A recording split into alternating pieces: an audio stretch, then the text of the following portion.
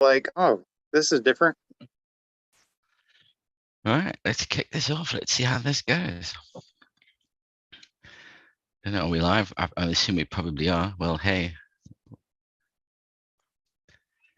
hope everybody's good. Let me mute that on this side. I need to hear myself twice. That gets a bit annoying. Yeah, it's been a while, but I guess we are. Let me try and get the kick back in. I guess we are back and in the land of the living. Good to see Yeah, good everyone job. who's here. We've got Lefty, we got GMF, and we've got Magma. How's everybody doing? I said it has been a while. My camera's terrible now. There, get everybody. Much more hair. Who, you? I don't. That's for fucking sure. It's all gone, man. So how's island life treating you? Oh, I can't complain. It's been good. Very relaxing. Nice. Excellent, man. Excellent. Yeah, we were actually we were in Crete earlier in the summer. It was very nice, I must say. Yeah, I saw you. Loved the hot weather. Was like, oh, this is what I enjoy. When it broke 40 degrees, it was a bit like, okay, this is getting pretty toasty. But it was a very nice holiday. Can highly recommend Crete as a destination. And not having to do it during school holidays is even better. Did you go twice this year to Greece? Yeah. We went to Athens and then off to Crete. Okay. So we've now ticked that off the destination box. We pick a different country next. We go to hit Italy next. Will be the next stop. You can check that out. Was it the first time in Crete? Yeah. And quite lucky because a friend of ours who works in Corfu had said, "Oh, come to Corfu." And of course, while we're in Crete, we're just watching this fucking Corfu and everywhere else burn down. And thankfully, Crete was absolutely fine. Although the fires, because of those fires, we had some amazing sunsets a few nights. You got the just to help with the making the sky very colorful at sunset. So yeah, Lefty, how you doing, buddy? Been a while as well. All good here. Been a busy summer. Had a good vegetable garden this year. Mm-hmm. That's kind of wrapping up. Only a few things left there, like the watermelons and the peppers. But yeah, everything's going good. Greenhouse is doing really good this year. I've been able to manage the plants a little bit better this year. Other than that, man, everything is just good. I'm playing a lot of golf. Other than that, just living life, brother. So do you watch that country club adjacent channel at all? They go golfing on acid and mushrooms. That's pretty I funny. have not. Is it on YouTube? I can recommend it. They do the back off challenge as well, which is hilarious. The back off challenges are great. I love those. Yeah. But yeah, they're really, really funny. I'll have to see if I can find that golf on acid, huh? Yeah, they did one of the golfing on acid and shrooms, and then bong hit mulligans. If you want to do a mulligan, you had to take 2 bong rips or something like that. It just gets out of hand. Oh shit, man! I'd shoot like 8 under par. I think the most recent one they did was they were trying to do it sober, and they played the worst golf they've ever played. It's just like, likely. Okay, interesting. And GMF, how you doing, dude? How are these people in chat? Say hello. Man, I can't complain. Back into the land of the living. Now I've been just doing honestly old man shit. You get older, they got to start doing work on your heart and tinkering with your ticker and stuff. So that's all I've been doing. In and out of hospital, getting my heart work done. Nothing that interesting. Although I will tell you, it was a great impetus for me to quit smoking and move over to vaping, which I don't know. I know I recently picked up a Volcano. Man, what a great improvement. I freaking love this Volcano compared to, smoking for 30 years. Mm. It is a little different. Takes a bit to get used to, but I think once you get through it, uh, it's very effective. Very effective Uh, indeed. I think it's great, and I love the ABV too. To be honest, just to use that for making edibles, perfectly decarb weed for making edibles. I don't know. Now that I'm looking at, like, I sit and I think about smoking is such a waste because of how much THC we destroy. Whereas if you get a good vape, you still got that ABV to extract into oil or do whatever you want to with. So, especially for patients, like I have one MS patient that I've been taking care of. And man, for that guy especially, it's a useful thing to have handy, just to have a non-ending supply of ABV. Yeah, it's definitely, and I mean, I always recall from the using like the bags. What you can do with those, if you are using the bags of the volcano, is after a while it becomes a bit like you got all the condensate in that in there, but that's all THC that's condensed on the inside of the bag. I've seen things where people have cut the bags up and made tea with them, where they've actually just cut the bag up just because it makes it easier to deal with, and then stir it in warm milk, and the milk breaks down and dissolves the THC fairly quickly. Strain out the plastic bags, obviously, and then make a cup of tea or hot chocolate using that milk, and it gets you, pleasantly spanned.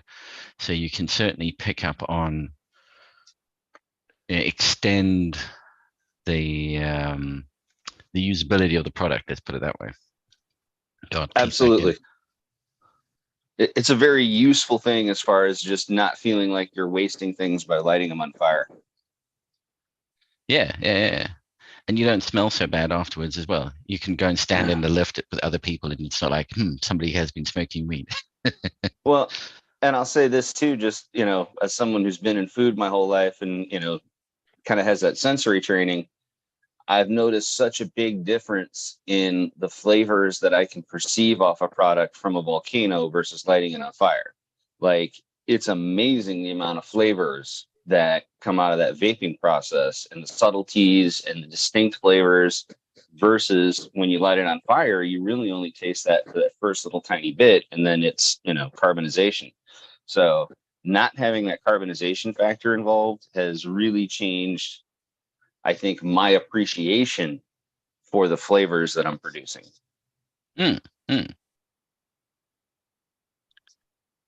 Yeah, nice. I mean, I do think, when you're burning stuff, it does. Well, you've got the whole carbonization bit, and you can now also take it through, from a lower temperature. You can kind of work your way up the temperature scale and bring off different terpenes and cannabinoids depending on how hot you're getting it. I mean, you're doing gas chromatography at that point, in terms of being able to split stuff off.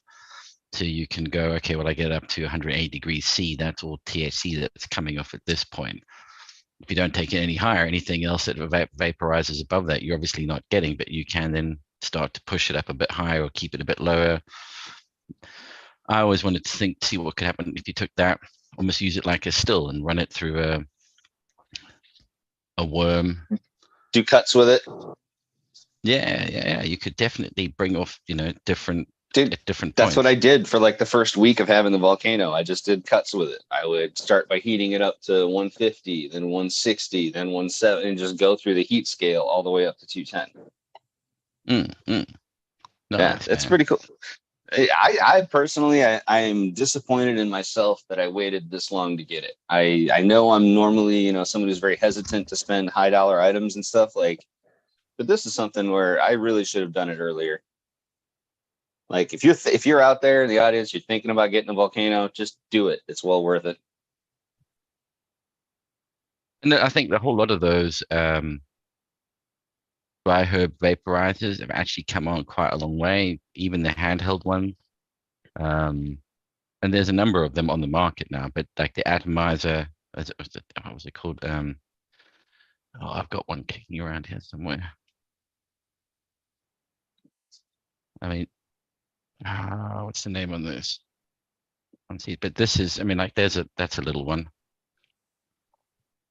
and it's got, yeah, you would put in there and kick it off, and it's got all the temperatures and everything on it. Don't know if this one's Well, charged at the moment. And I've But had yeah, a PAX these are all, before.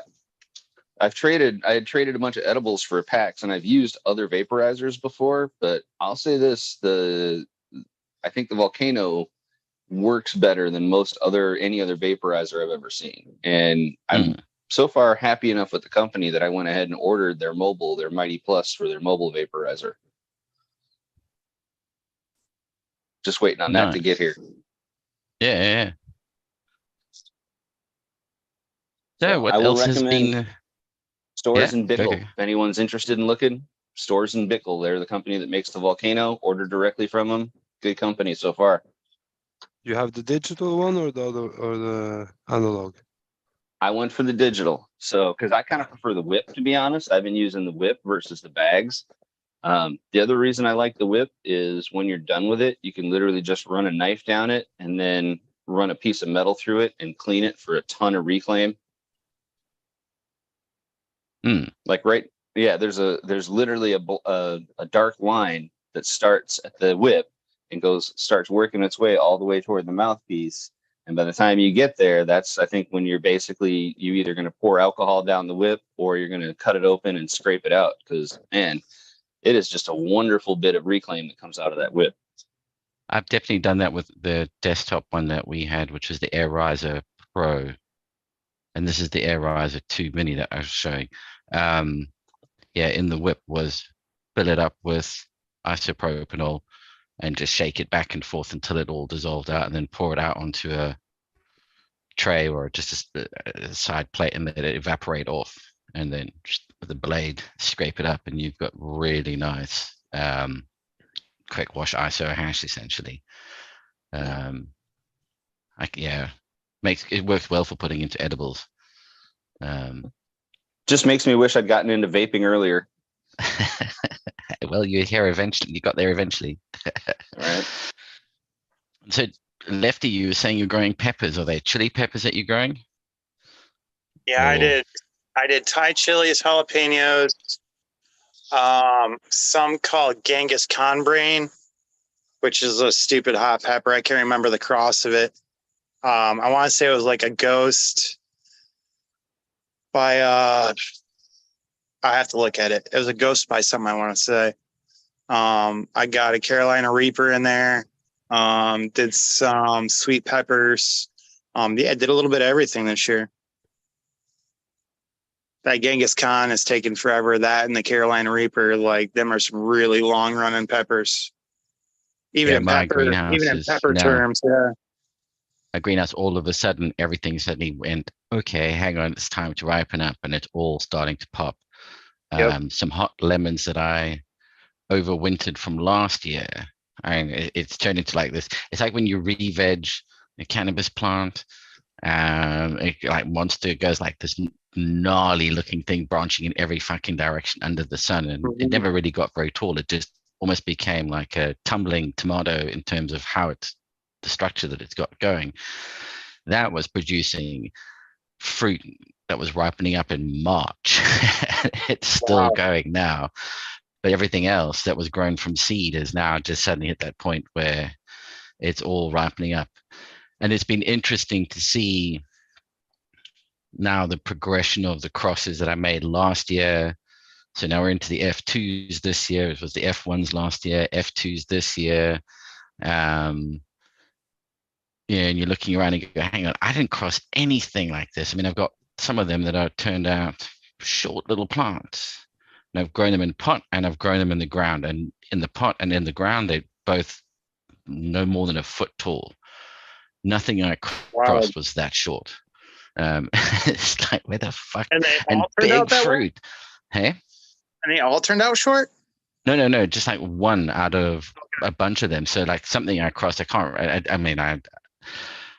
remember what I crossed, but something crossed, and they've got huge, big fruit. I mean, I from the size of the fruit, I've got an idea of what they crossed with, which was hot bananas. But the hot banana plants were all like 2 foot, 3 foot tall. And these are suddenly like stumpy little things, but putting out these massive fruit.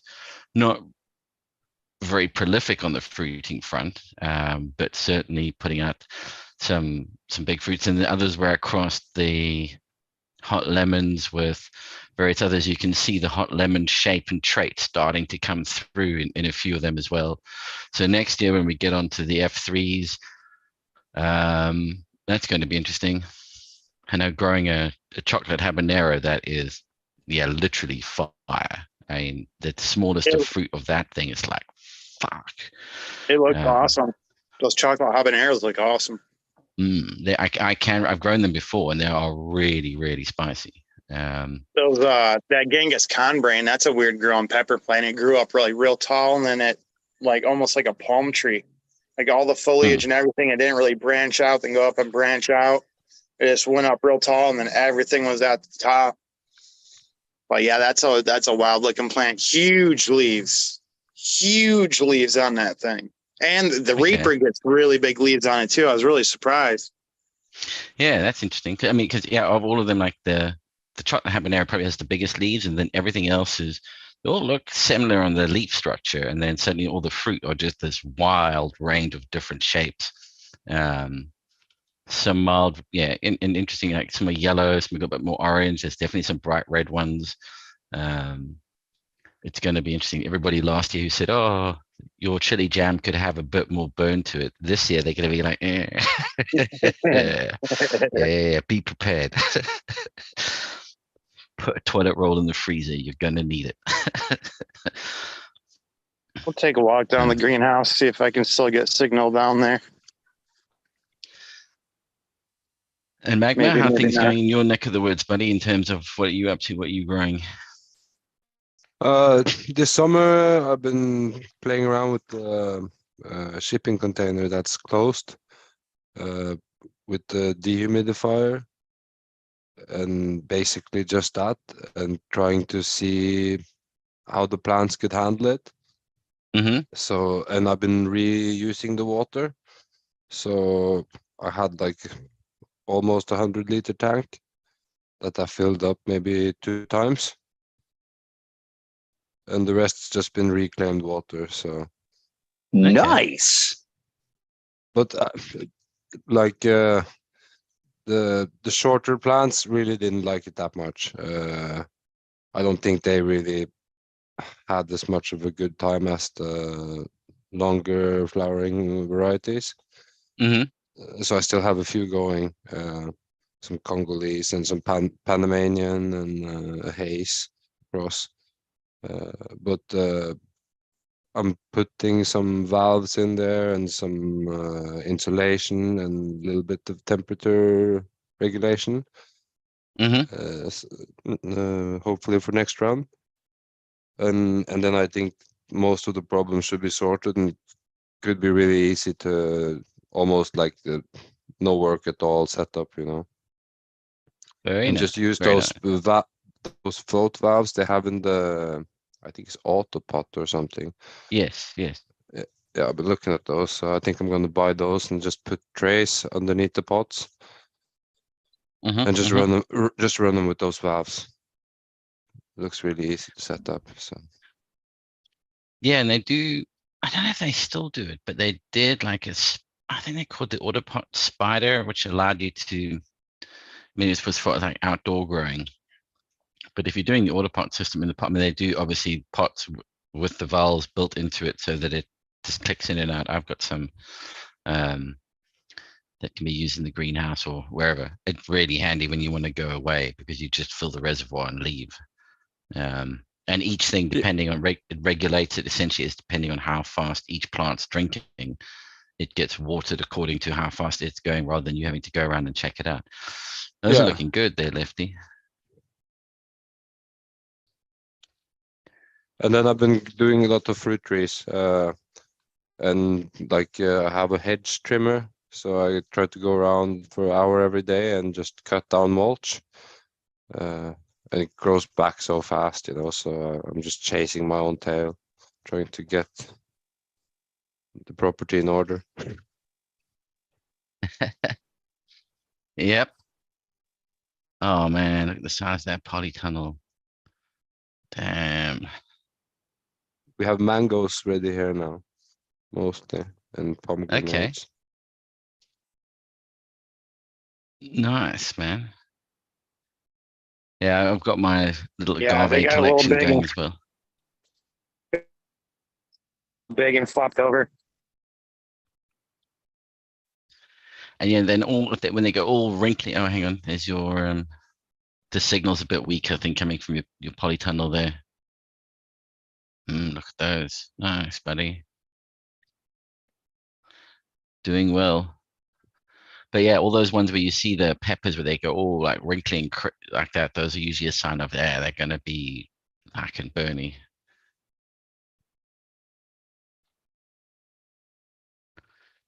Very nice indeed.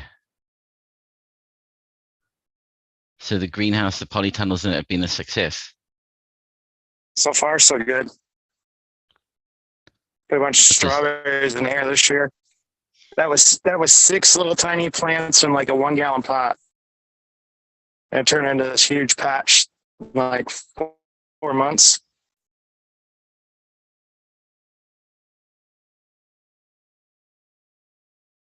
Oh, I think it's breaking up.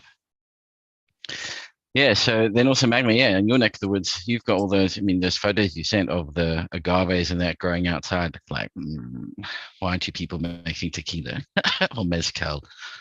Or actually, Yeah, you'd have there's to so call it much of that. agave spirit. Yeah. You should come down here and do like a wild harvest. They're everywhere. Yeah, and the thing is, it's blue agave as well, which is the one for tequila, but just the others that you can then make mezcal from. I definitely we've gone down the mezcal route because there's just so many more different flavor profiles available because it's all made from different agaves rather than just the one. And you can really tell the difference between them. And so now I've got some growing in the greenhouse. Give it another 8 years and they'll be able to harvest the things. Like, Jesus, Yeah, no, the really... ones on my property have like this huge flower coming up from them. Must be almost like 6-7 meters. It's really tall. And looks like asparagus because it actually is related to the asparagus family, oddly enough. That flower spike is like an asparagus flower spike. Yeah, and you see those flower spikes all over the place. They're everywhere. Well, and if you did go down and wild harvest, I mean, all you need is a patch of dirt and you can make a little earth oven, do the traditional cooking method, and you can set up a still almost just about anywhere. So I mean, he's got a good point. You could do it. Yeah, no, it's very tempting. You can come here and do it on my farm if you come down. Yeah, and you call it, as I said, we just call it agave spirit, which a lot of the Mexicans have even done because of the complications and corruption in getting the branding to call it mezcal or to call it tequila. Some of them have just switched over and gone, I would just call it agave spirit, which is essentially all it is. But very, very tempting. Yeah, no, you could almost do like a foraging brand out there because there's so much of it growing wild. This is my little greenhouse compared to your great big polytunnel. That's everything on the go. So this is one of my crosses. These are quite spicy actually. And this is the F2s of, what was it called? Friar's Hat and the hot lemon. And you can see like this long sort of shape is the hot lemon kicking through, and where it gets this weird, like in this one up here, top left corner. This one, it's got the Friar's Hat kind of shape still just barely holding on. And a few of them I even picked while they were still green. They were nice and spicy. That's just a straightforward Scotch bonnet. This again was the hot lemon, and that's the really distinctive hot lemon shape, and the way you can't really see in this picture the just the overall shape and structure of it. If you put a hot lemon next to it, you go, the only difference is this is red and the hot lemon is yellow. And this is what I was talking about, these short little plants. I mean, that's only maybe a foot tall, but those peppers are like fucking huge on it. And these are the hot banana peppers. There's one of the agaves outside. Behind it, chocolate You haven't- habaneros. Those are brown and round, no? Right? Which Or one? Black. Those, are they round? These chocolate habaneros are like little deflated balls, as I guess is what one way of describing them. They're fairly small. Well, they get They're they a get little to bit about that smaller sort of than a size. regular. Yeah, they're a little bit smaller than a regular habanero, right? Yeah. I Yeah, mean, just like yeah. these, which are the Scotch bonnets, are actually quite a bit bigger. That's another one of my crosses over here, one of these F2s, and that's like this bright yellow one. Well, Scotch bonnets, yeah. This is. Aha. I can never remember the names. I've got written down somewhere. These are like really fruity. They've got really thick, fleshy fruit. But that kind of ridge line that you see in it, I crossed a lot of these with hot lemon because I quite like the hot lemons, and that ridge line is definitely a trait of the hot lemon coming through, because the originals were all completely smooth. And there's a Scotch bonnet, that one there, and there's some more of these little Little bit stumpy ones longer that were ones. crossed with whatever they got crossed with. I'm not sure, but they're definitely the hot bananas. And this is also a Scotch bonnet one here. Little, and we're growing it, and that's a tiny little pot. And there's a small, and then in the background there are all the other agaves, which are just taking as pups off the main big one outside. And that's the hot lemon over here. I don't have a good picture of it. It's looking a bit sorry at the moment, but it's still kicking out loads of fruit. So I'm going to do some single strain variety chili jams. Artisanal chili jam. Do you mix it with something, or it's just chili in the jam? I used some bell peppers just to bulk it out a bit. But even then, you're not really using that much. It's predominantly just the chilies, Have you jam tried making sugar. kimchi? Is that what it's called? Like Kimchi, this yeah. Yeah, have you tried that? I haven't tried making that with chilies, but I have tried it. You know, they don't sell it here, but I've seen it. It looks interesting. Yeah, it's usually like a fermented cabbage, if I'm not mistaken. Spicy fermented cabbage. Yeah, kimchi is usually cabbage, or you can also get it done as radish. Radish kimchi is really good too. And they're usually, the chili present there is usually gochujang. So it's usually a mix of Korean chilies and garlic. Yeah, no, I seen some like a pepper bucket company or something that did it. They had a bunch of different peppers. Looks good.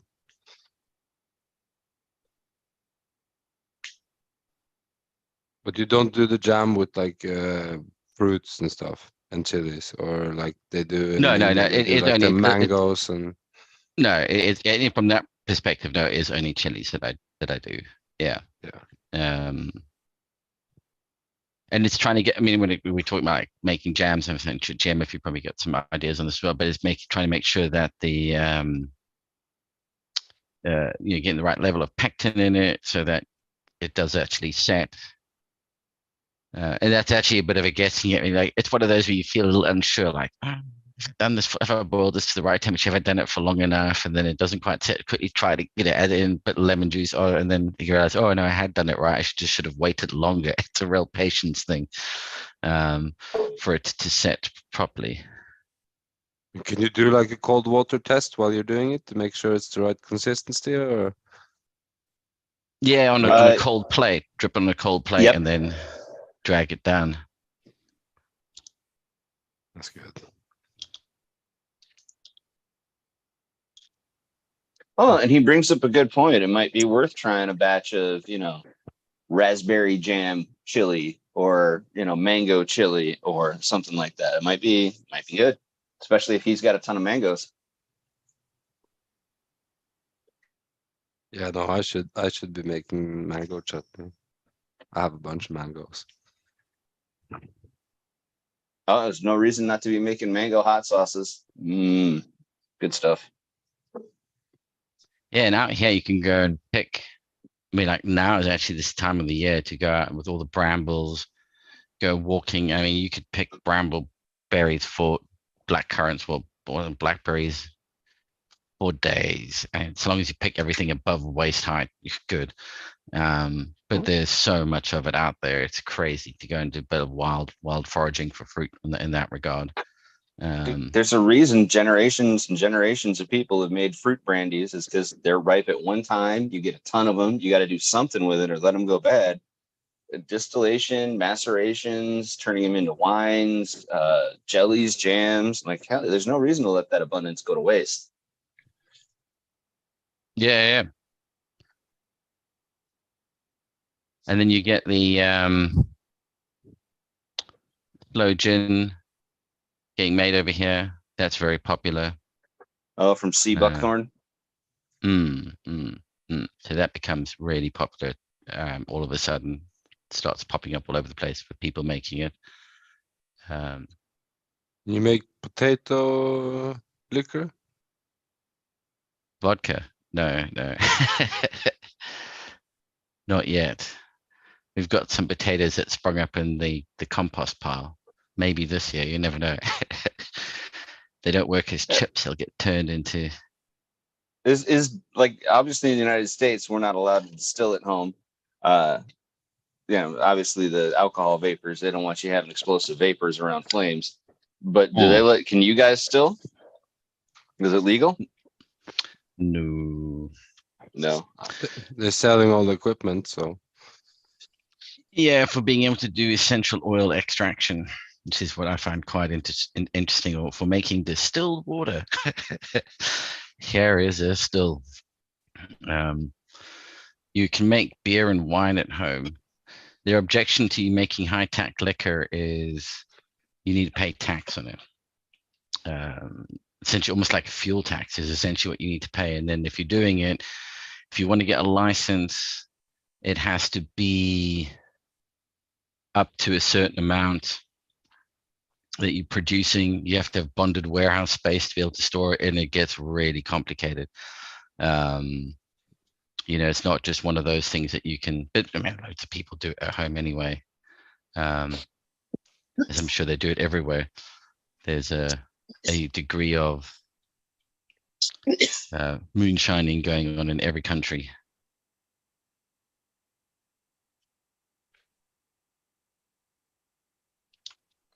Yeah, when I was in where Left is at, I think they make some good homebrew. Yeah, buddy. That It'll make your hair stand up straight. Hair on the hair on the chest. One of those guys' location was like 40 minutes from where I live at.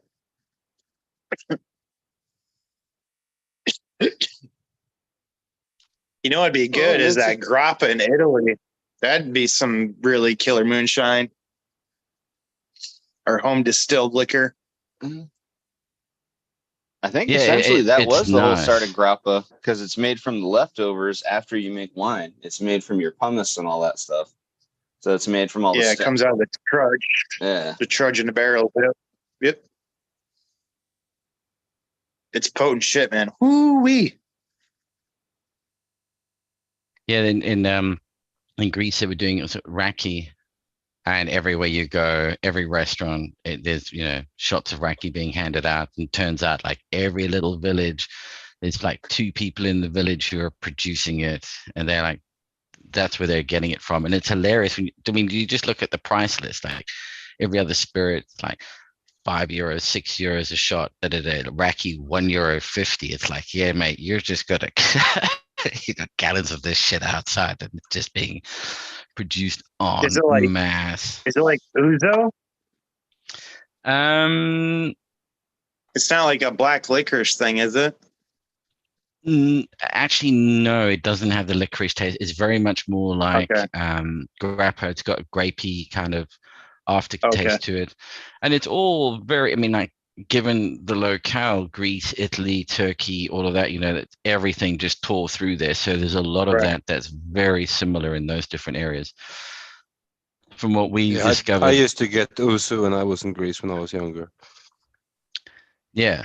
I mean, what we discovered over there, they were saying like ouzo is like the Greeks don't really drink Yeah, if you pour that ouzo water that in, it much. turns white, I think. Yeah, it goes cloudy. Yeah, it doesn't taste that nice, to be honest. No. Sambuca, I guess, is actually better than ouzo from that perspective. But yeah, we did like a food tour guide thing, and the food tour guy was like, "No, the locals don't really drink ouzo. That's a tourist trap. That one. They're all drinking raki, and it comes with a different name." We did pick up a couple of really nice bottles that had been barrel aged. Actually, it was like, okay, this is really interesting. But they were nice. They were very, very nice. What's even like the difference when you go to Italy between just grappa you'd put in your gas tank to get yourself home and the grappa that you actually want to drink, there's a big difference between it. So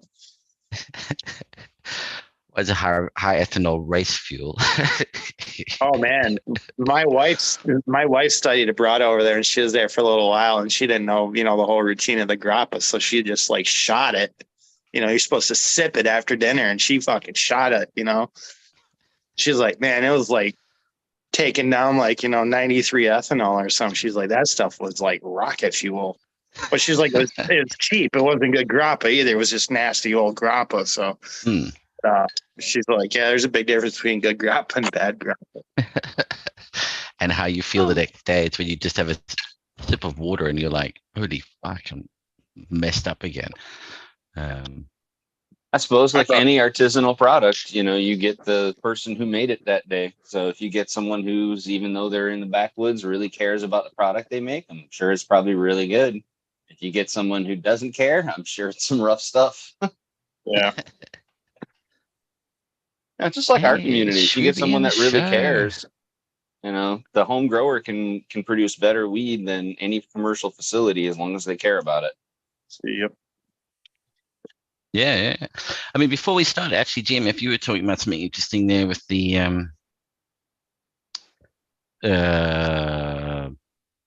Burger King winding up in court where the adverts aren't accurate to what you actually get. Yeah. Well, in conjunction with, our potential of cannabis now changing schedules. And the big thing with that is it would suddenly allow taxation and normalization. So now Rule 280E under the tax code would no longer apply, and cannabis businesses could write off office products and all the other costs of doing business that every other business does. So the whole thing is those two kind of things wrap up together, because if suddenly it comes onto the regular schedule and it's kind of a normalized product and people can do taxation and all that stuff, and now we've got Burger King, they're allowing a federal lawsuit to go ahead against Burger King because the claim is Burger King always makes their burger bigger in the photos, like the burger always overhangs the bun, and it appears to be 35% bigger than it actually is in person. So they're allowing a lawsuit to go ahead against Burger King for false advertising.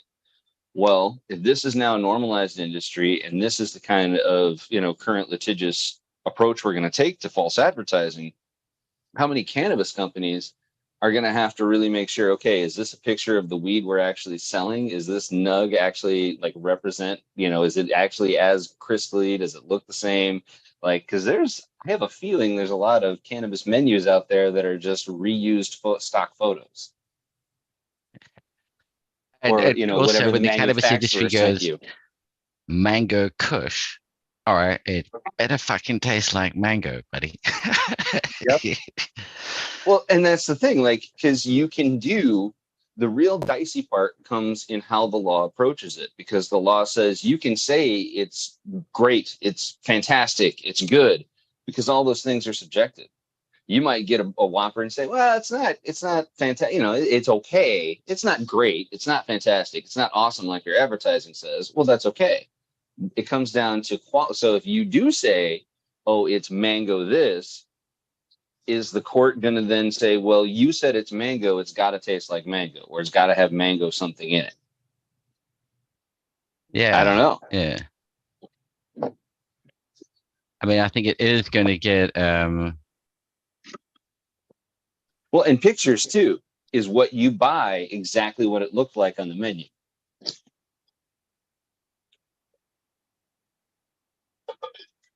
That's going to be the real big analog.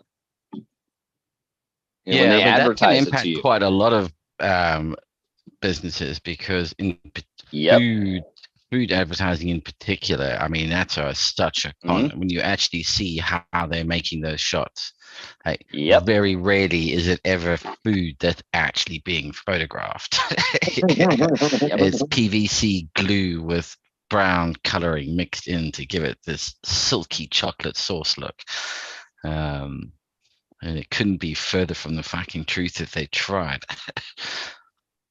And that's where this may get interesting as far as the knock on. I mean, the first piece of news, if we become, more legitimized and normalized, we're going to be subject to the same business rules as everyone else. And if businesses start being held accountable for their advertising, that'll be really interesting.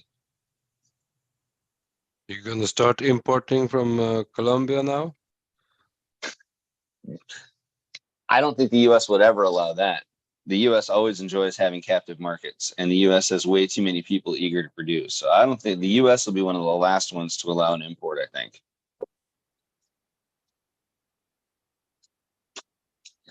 Yeah, that'd be interesting. Yeah. Right now, we can produce more weed than our country can use. But wasn't that one of the big shifts that they saw? It was, instead of cannabis coming into the country, cannabis was starting to shift out of the country across the Mexican border, which is an interesting state of affairs. Cartel sending it back. Yeah. Cartels are all here now. They send it back across the board. You have a lot of the Piatella around where any of you are? The hash? No. What's that? It's like cold cured ice hash. You just No. what'd you call it? What'd you say? Cured ice hash? Is that what you're talking about? Yeah, more or less. It's like they call it Piatella. Piatella, no? No. Yeah, they sell like this hash in the clubs around here. It's like a little bit more greasy than usual, seems to only be certain varieties that they're able to make it from. Interesting. Usually greasy plants don't wash well or produce well because it doesn't let go of the trichomes. But Yeah, that doesn't no, mean it's the grass can't be greasy from a plant that does produce good hash. I think it's like a low oxidation curing process. So I know in the States what a lot of guys are going to, as far as like, all the live rosins and stuff like that, they're going to, I think they're calling it like just like a cured rosin is what they're calling it, I want to say. But instead of like taking stuff live and freezing it and washing it right away, they're actually going through like the drying and curing process and using cured bud to wash hash with, because they're getting a lot better returns out of it, and they're getting a better flavor profile out of it once that weed is cured. Yeah, rather than just doing fresh frozen. Right. Huh? So kind of the way it's shifting is that's more of like, you got it on both sides yet. It's still kind of coming in, but a lot of people are going to that cured hash before they press it now. Yeah. And isn't You know, that the this old is traditional without method? this is You without let it really pressing. cure. This is without press Yeah. though. This is pre-pressed hash that's been cured, so it's not like a rosin. Okay, it's just regular like old dry sift type hash. More like just ice hash, like Right. not good 90 U maybe. Just dried out. Yeah, Not pressed. Right. and then I think they like cure it in some closed environment, and it becomes like really greasy. So I saw like Matt Rice, if you know who that is, was saying that he had seen similar earlier with like just ice that he kept around for a long time, and then it turned like that, like a thought, jar cure. yeah. Interesting. So basically, they're just like washing hash, drying it, and leaving it like in that hash form, and just storing it in like a certain temperature and aging Yeah, it. That doing like a cold cure to get the terpenes to kind of go out and spread more evenly. you know how long like they're aging it for? Is it a month, 6 months? I know that there's like a club in Barcelona, I think, called Uncle's Farms. That I'm not sure if they were the first, but one of the first to like start calling it that and hyping it on the market. So there's like discussions about how they do it, but I think it's just like maybe like you could do like the CO2 where you remove so you, like they can the weed, you know, and cold cure it like that, or because I don't think they're pulling a vacuum and storing it.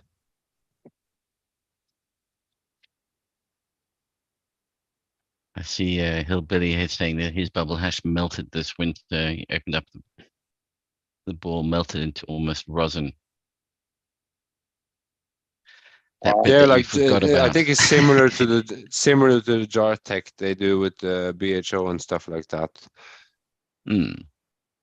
It'd be interesting to, I remember, a year plus ago when we were talking and we got onto the whole curing, well, the fermented curing. I mean, making hash from ferment cured weed. I wonder what the viability is of doing that, or even you doing like an ISO wash of fermented cured weed. Probably one for you there, GMF, to try out.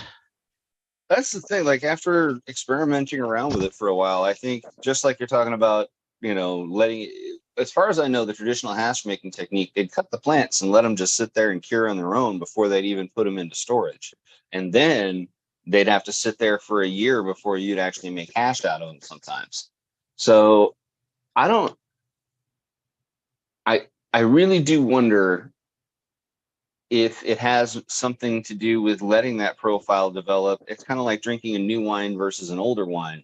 I think there is something with letting that profile develop and become hopefully better as long as you're managing it. And I think there's a lot of different ways to manage it, whether that's, initially going through a hot cure, like in Southeast Asia or in making African cobs or something like that, or whether it's just even like a proper jar cure. So yeah, there is a lot to do. Like I still right now, what I'm vaping at the moment, let's see. This was control batch done at 65 degrees Celsius for 33 hours. And that's just what I'm vaping at the moment. And I can tell the difference even in just the volcano between when I vape a weed that was fermented and a weed that wasn't. Like the weed that was fermented is still even smoother in the volcano. It's weird. But effect wise, is it improved or?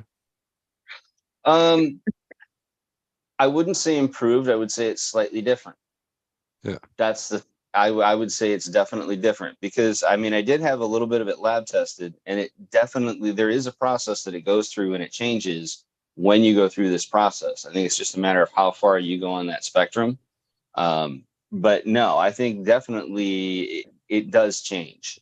Do you feel I like think the you'll high make, is changing in a way in a direction, or yeah, I think it definitely mellows it out a little more. Like for example, my suspicion is it would take something that was really racy, like an African sativa or something like that, and it would really mellow out the effects.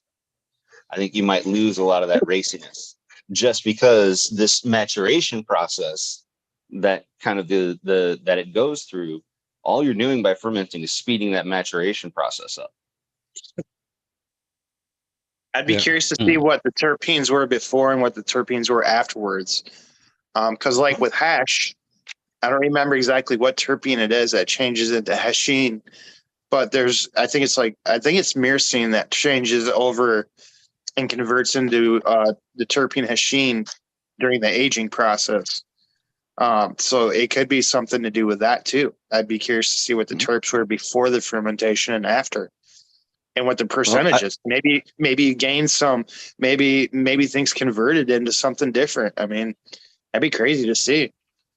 I can send you I showed them on the show back in the day when I got them, but I can send it to you. You can look at it. I'll send you a copy of it. I remember you did it before and after. Yeah, I did. Oh, okay. I took the same plant, and it wasn't something that's like, super. It was just an everyday smoker. It's something I like to use to breed with because it clones really well. But it's a good everyday plant. It tested the regular sample, tested at 17.5% THC, and then I had them test a fermented sample of the exact same thing from the exact same batch. Right on. But that was also when I was first learning to do it. So it was kind of the lightest, how shall I say, the least fermented stuff that I ever made. Now I'm making stuff that is even farther into the fermentation process. You're still doing the sous vide method? Yeah, absolutely. I think whenever you need the decarb or anything like that, I don't think there's a reason not to use sous vide. It's just so much more controllable. Right on. So do yeah, you whenever make I'm any making oils or whatever. extracts? You do BHO? No. Everything I do is basically kitchen stuff. So no, not playing with hydrocarbons or anything like that. Yeah.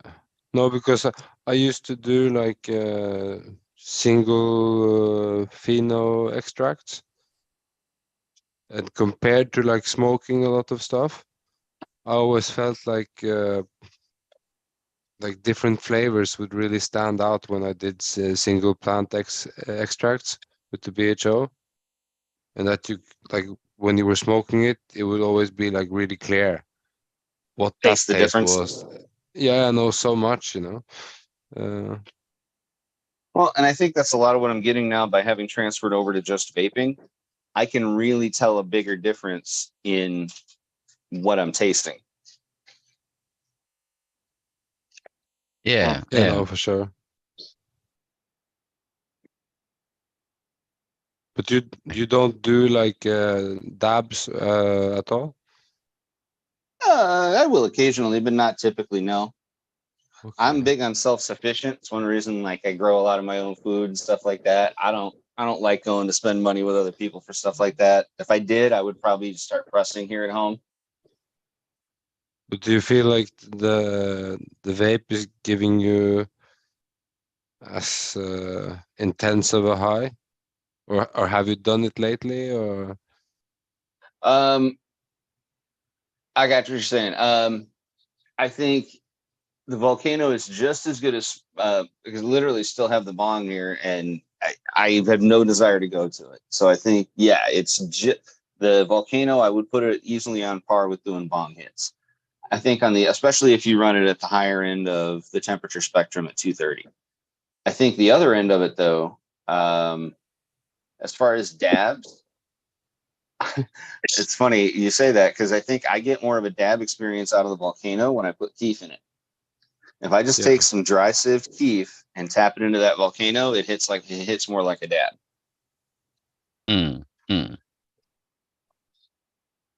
But I think that's just increasing, So do I really still feel the need to get a press? And I don't know. If I could just do dry sieve in the volcano. Because I mean, I think when you do drive civet in the volcano, I mean, like quite literally the amount of THC you're suddenly getting off of is way higher Much higher. by volume, you know, when you've got plant material in there as well, which is really all that a dab is just concentrated THC. It's a lot more in this much smaller package. And you don't have all the other plant material burning off. You've only got whatever it was that was extracted, which tends to be, you know, high volume of THC. And I feel like it hits much harder, faster, but then it doesn't necessarily last as long. You know, it's like it's all different it's highs. You know, like if down. you vaporize for 2 months and then you do like a joint, it's a big difference in the two highs. And the same if you do like a dab or if you do like a bong hit, especially if you don't do it for a while, so you kind of get accustomed to the new style. But also, I found that was interesting when it came to hey, a lot of the, you know, like the modern hybrids that are kicking around, most of the modern weed that's kicking around, the high doesn't last for very long. It might be really high THC, you know, 20%, 25%, let's say, but it's a very short-lived buzz compared to smoking some landrace that's only coming in at 10 to 15%, which has got a much broader spectrum, cannabinoid spectrum in it. You're feeling almost higher and for way longer. It's not like, oh, I need to have a joint in half an hour again. It's maybe in 2-3 hours I'll have another one. It always amazed me, you know, when you watch people do dabs and like 20 minutes later they're doing another one, you go, man, is it not lasting? You know, what's going on here? Yeah, no, it depends how much you smoke, but if you smoke a lot, you can easily go through a lot of dab. Yeah, I just don't think that the high lasts anywhere near as long as. But I think that's a lot to do with what's being bred out of the plants as well over time. Yeah, and then you can imagine, you know, like when I was living in the city, it was super efficient. You could be on the bike, stop, take a dab. You could, in a boat, in the traffic, everywhere, you could take a dab, just pull the rig up, turn the torch on. It doesn't stink. It smells bad. Yeah, no smell at all. When I used doing it like 10 years back in public, you could do it anywhere, but nobody knew what it was. So it was like you could pull the rig up on the beach with people everywhere, start heating up, do a dab. If people look at you, you just look back like, what's up? Don't look at him, he's doing crack on the beach. Yeah, no, they probably think that, but that's cool, you know. Leave the crackheads alone. No, but it's really efficient, you know. Like if you smoke joints and then you start doing dabs, you know, it's like, wow, fucking, I don't use any time on this. Right. Yeah, from an efficiency perspective, absolutely. Yeah. But it's very, it's still that short-lived hit. Oh yeah, I agree. I like the taste of it. Yeah, I mean, I don't notice a big difference in the high of it. Actually, I do. It gives me more of an energetic high than actually smoking flower. It don't matter the strain. It don't matter. I take a dab. It's just a more uppy buzz than flower for me. But yeah, and that's something you get from vaporizing as well. From dry herb vaporizing, it's something else you notice is it's much more of a cerebral kind of high that you get. It's not that body kind of. It's it could be just a part clean. Of, part of the byproduct when you burn something. It just maybe it just gives you that down. But I more take dabs just for the flavor of it. You know, usually they're just, I don't know, they're just so damn flavorful. A lot of times that's why I like them. Yeah, no, I think that's what's really got me. I don't want to say like, it's got me not wanting to smoke anymore. Is the fact that the vape is just more flavorful.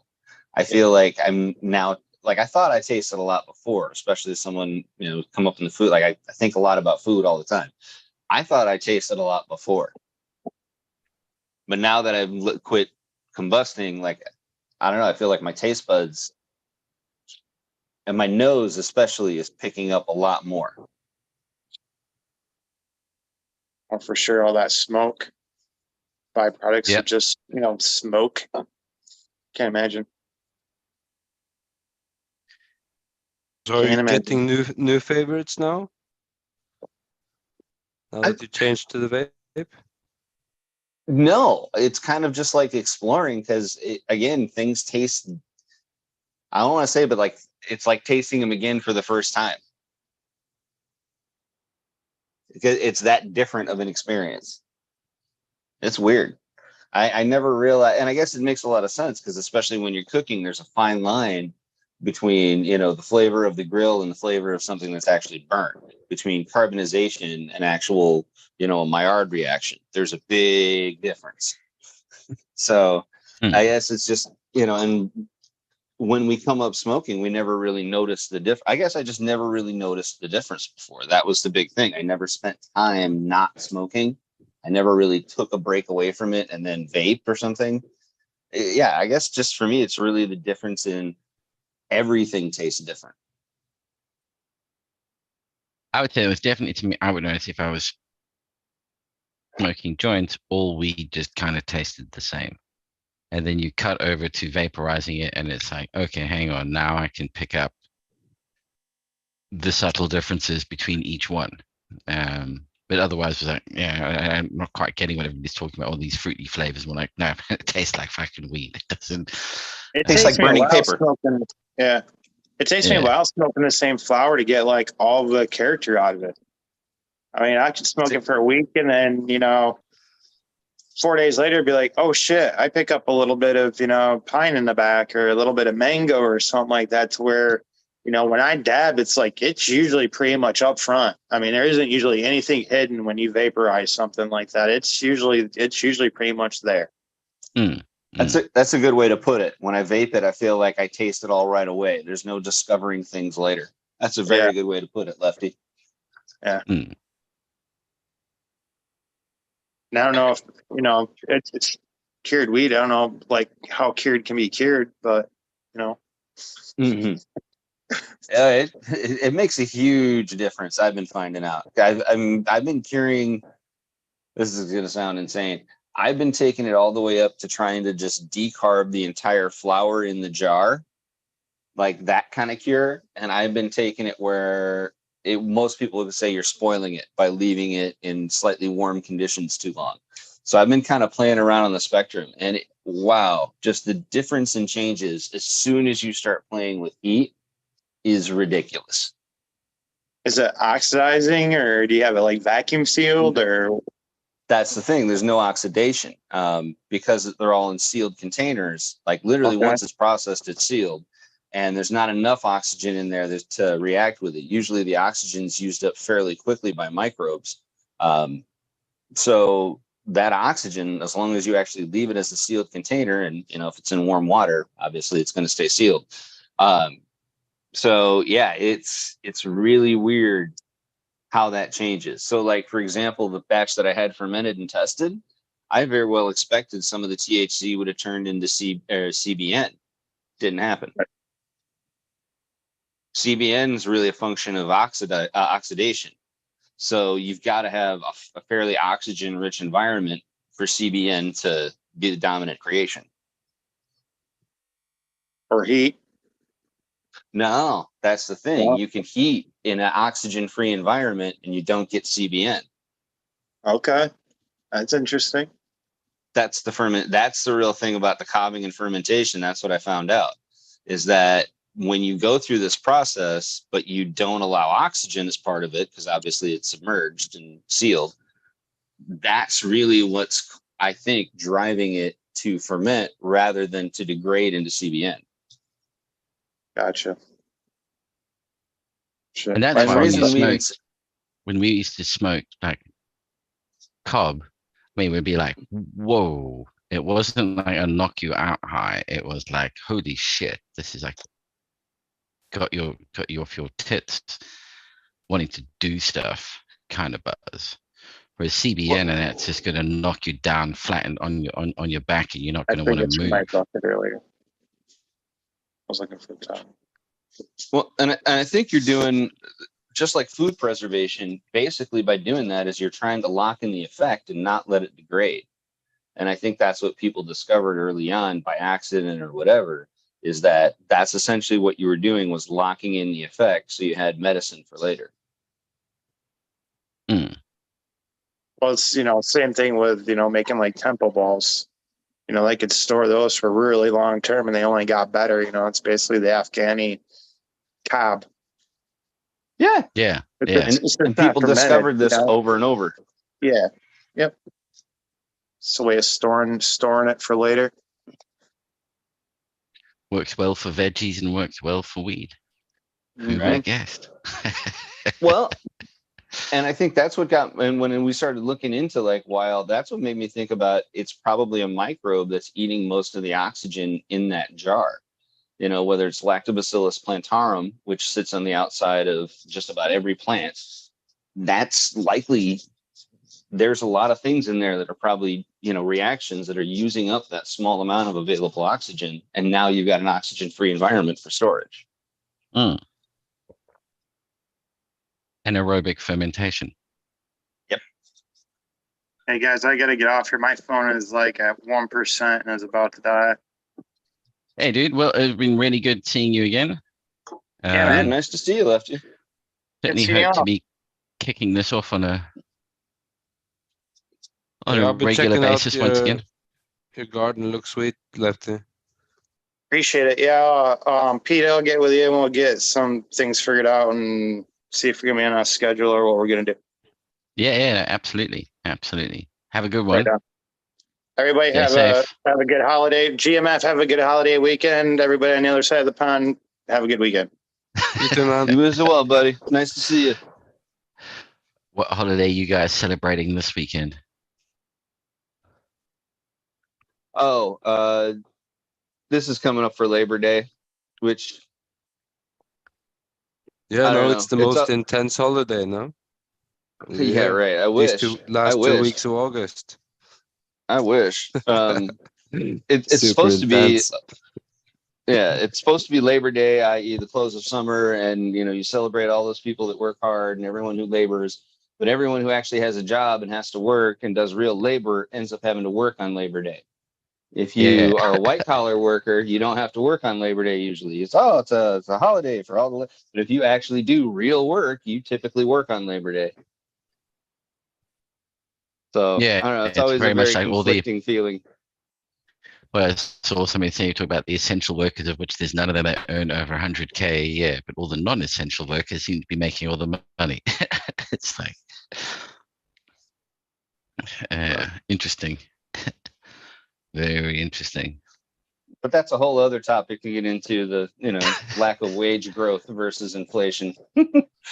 Yeah. No, absolutely. That's a very real thing. One thing that I've discovered that was interesting is suddenly banks are offering decent interest rate on savings again, but that's because base interest rates have gone up. But it was like, holy crap, that's interesting. 6.5%, as opposed to the 0.25% like a year and a half ago. But that's getting to a whole different topic as well. Well, and I think the more, and I guess this is part of the good news that, hopefully comes out of rescheduling in the United States, where people can actually normalize things.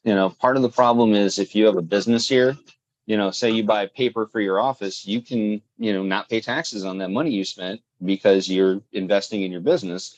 But normally anyone with a cannabis business, you can't write off anything. Any money you spend, that you're still going to pay that in taxes to the federal government as part of your income. So I don't know. It's very interesting to see what will happen if we do actually normalize it. I think I saw something about a potential shift to declassify it down to low, which would open up all sorts of other opportunities as well. Yeah, it would put it in the same classification as like Tylenol with codeine, which means companies can sell it. They can, and really it comes down to that rule from the IRS. It's called Well, then you could 280E. bank, couldn't you? Well, that would be the hope, is that once you can start taking deductions, then that last hurdle is just, and it would be much easier to overcome, because people that deal with Tylenol 3 with codeine, they can bank. They just have to meet certain requirements to be federally licensed to handle the product. Can you do gifting, you think? That's going to be a state by state thing. So like, I don't think my state will ever allow you to gift, quote unquote.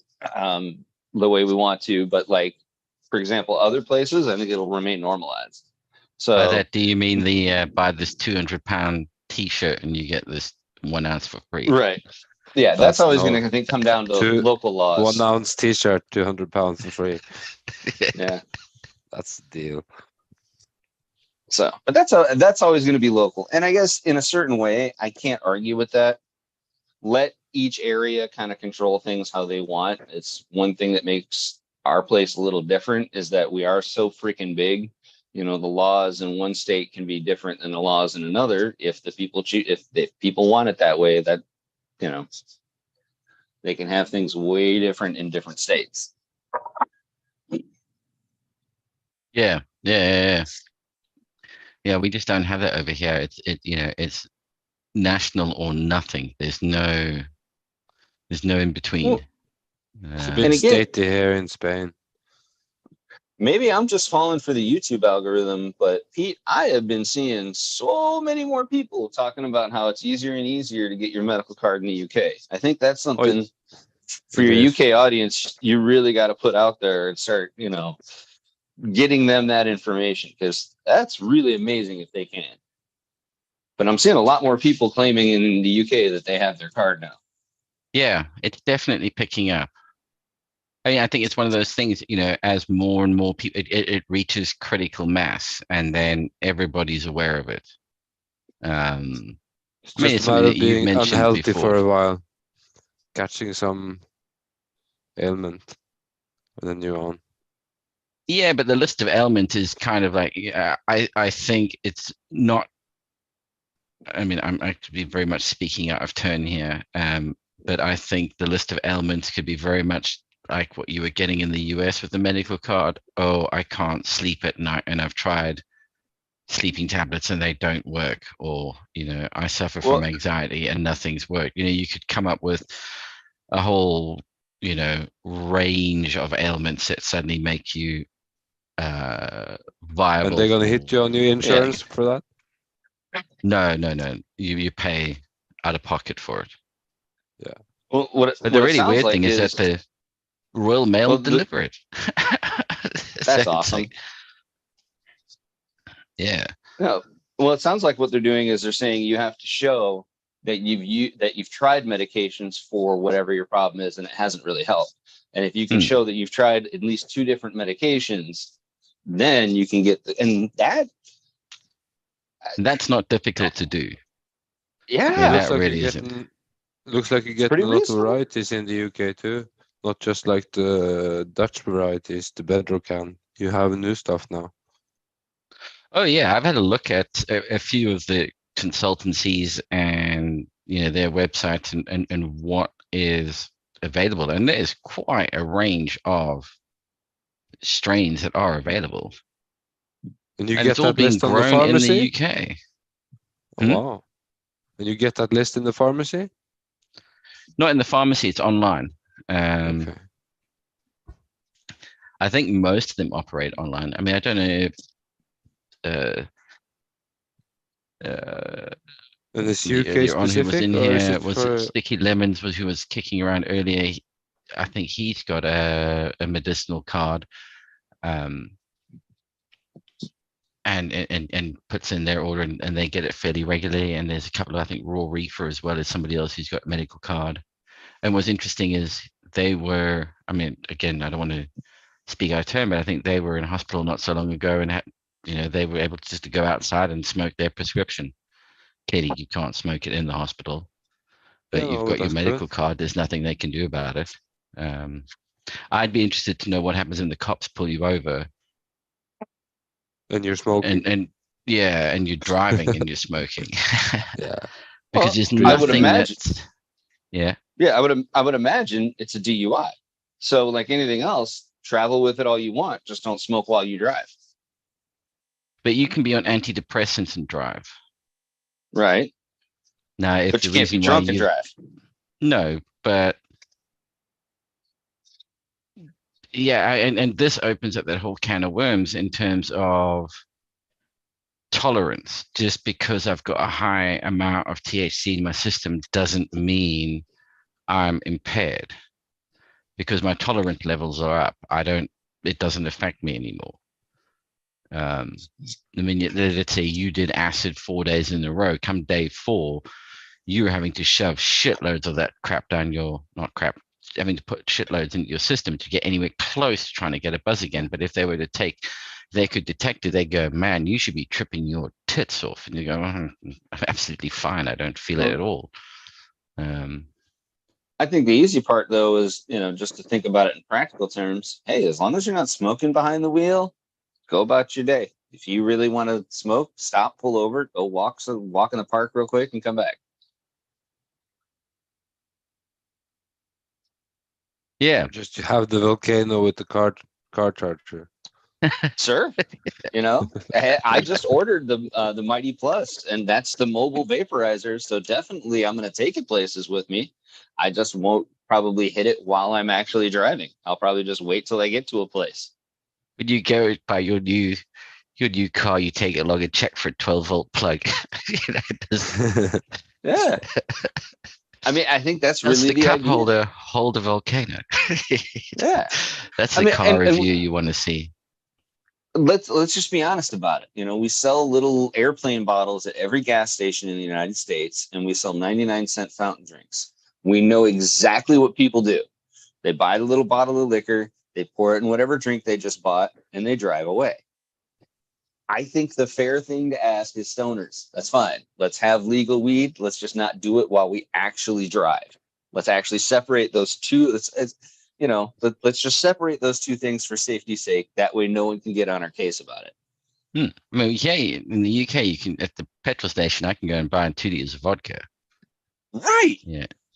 and we wonder why drinking and driving is a thing. They've got, they're quite anal about it. There are roadside, and every roadside restaurant, cafe serves alcohol. Some of them even have pubs. Yeah, it's like, right, okay, this is interesting. Yeah. Maybe they should train you when you start driving to smoke while you drive, so you get accustomed to it early. Yeah, I hate to say it. I think that definitely became the case. It's like driving stoned's no different to driving not stoned. Why drive when you can fly?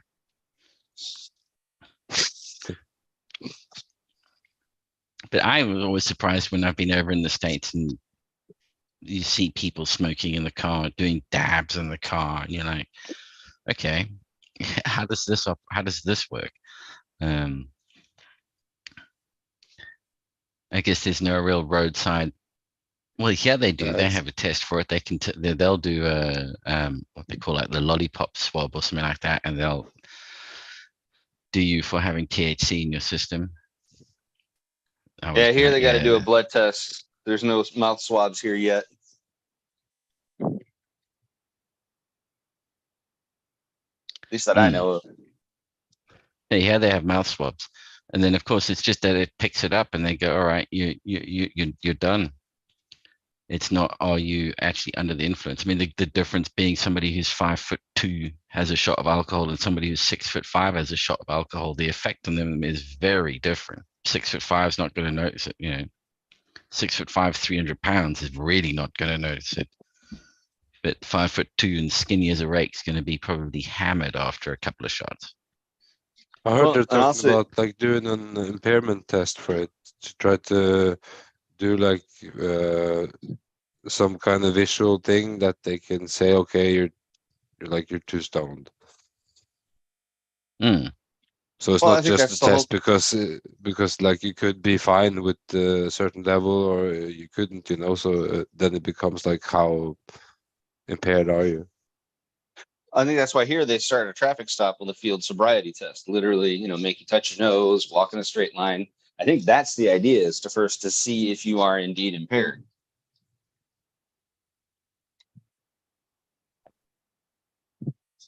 Yeah. And I watched there's an interesting video that showed one of these roadside cops.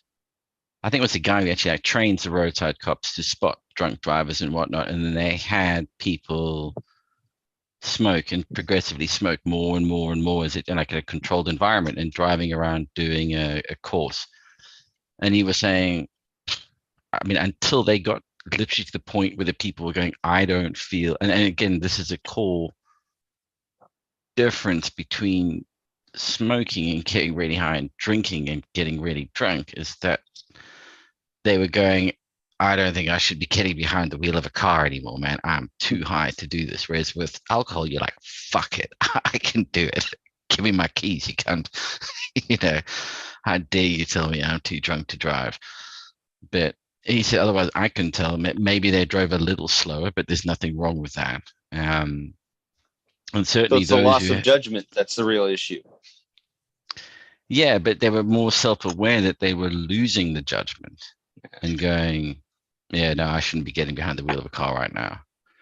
And That's the those worst who when were you- regular smokers were like getting way up there in terms of far beyond what the average person was going at that point. They're going, no, I'm not doing this anymore. And they were going like, no, I'm still good. And driving around, they were like, yep, you're still good as well. Yeah.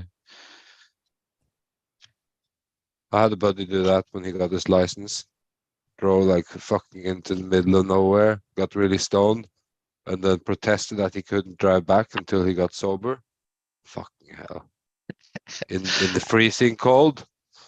And Worst Fred ever. pull over and wait for the oncoming car to pass until he eventually worked out that no, it's just two street lights up ahead that, you know, with the offset, it looks like headlights and then not moving. It's like, oh man, I'm way too stoned behind the wheel of a car right now. But he Oh, did the sensible thing. He pulled over and waited, you know. It wasn't like, I'm going to keep going. yeah, that's rough. But yeah, we've all, you know, I say we've all, you know, back in the day, certainly done one or two drives where it's like, I should not be doing this. You wake up in the morning and go, fuck it, I'm actually home. The car's there. It's all of the car is there, which is a bonus. Well, and I think it comes down to what you normalize. Like for here, there's still, even though it's legal in many places, there's still a lot of social stigma. So just because you go somewhere, you may not be welcome to smoke or vape or whatever, right? So that kind of encourages people to do it in the quote unquote car where it's private, et cetera, et cetera. Where if we're just going to make, you know, a compromise for legality's sake and say, okay, people can vape or do whatever they want wherever they want, as long as people can do the same. Like if someone can smoke cigarettes there's no reason someone shouldn't be able to smoke. It's just like in Nevada, I believe, anywhere the law there is anywhere you can smoke a cigarette, you can smoke weed. They treat it exactly the same. So I think the more that becomes normalized, the more that people can actually count on being able to take it with them and not be stigmatized, harassed, whatever, told, you know, that will encourage people to no longer make it something they hide in the car, like drinking when you shouldn't be, that kind of stuff.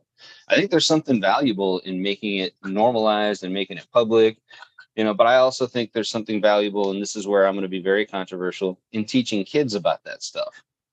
You know, you don't want kids thinking cannabis is a drug.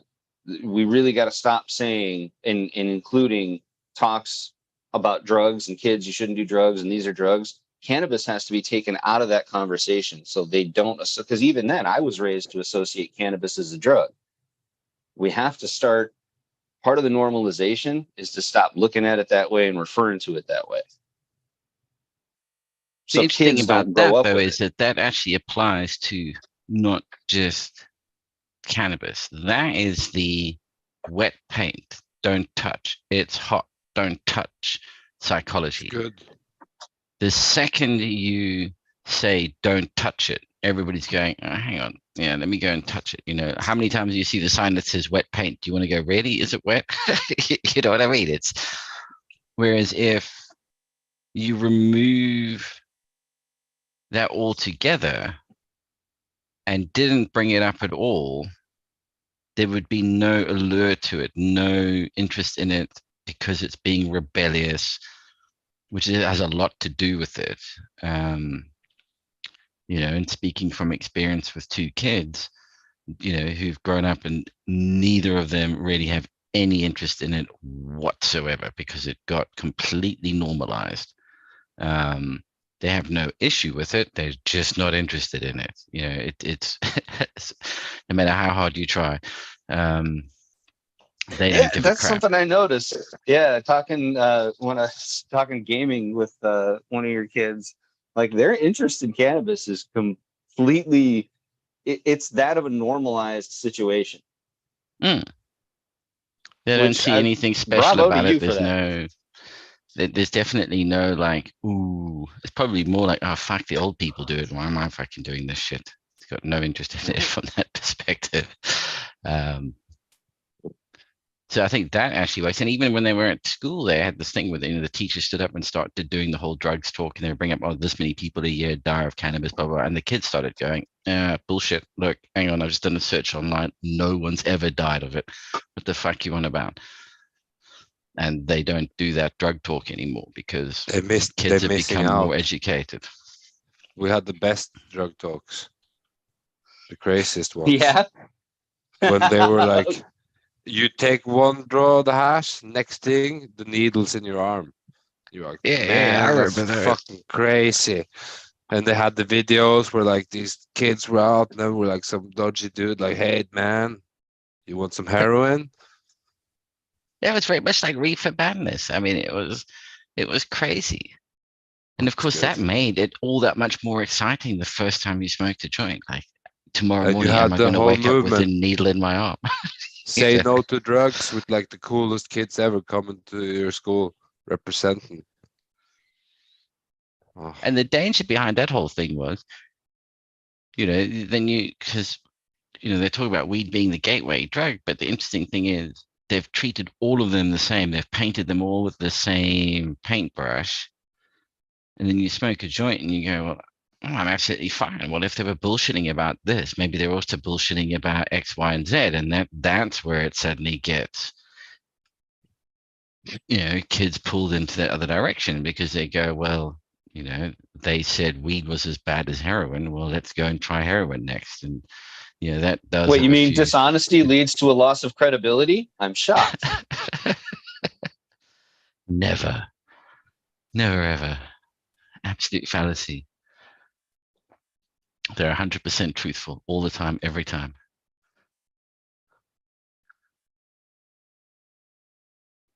So let me look at some of the comments here.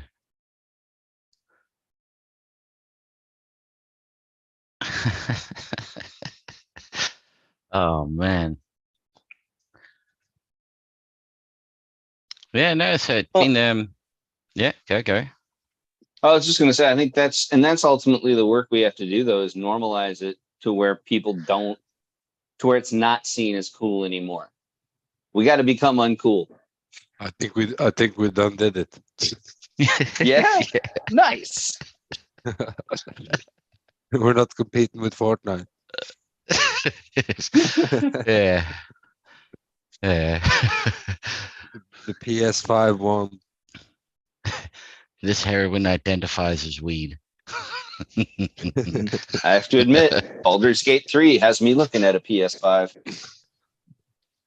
Baldur's Gate, yeah, 3. Yeah, that's coming out now, isn't it? Oh, there's some really cool games coming out. What I did notice was interesting is that there seems to be a real push towards the horror genre in the gaming world at the moment. Yeah, hasn't been explored much. Total divergence on topic, but yeah, there's the graphics and that are starting to crank it up in Unreal Engine 5, and there's some really interesting, really like hardcore looking horror games coming out.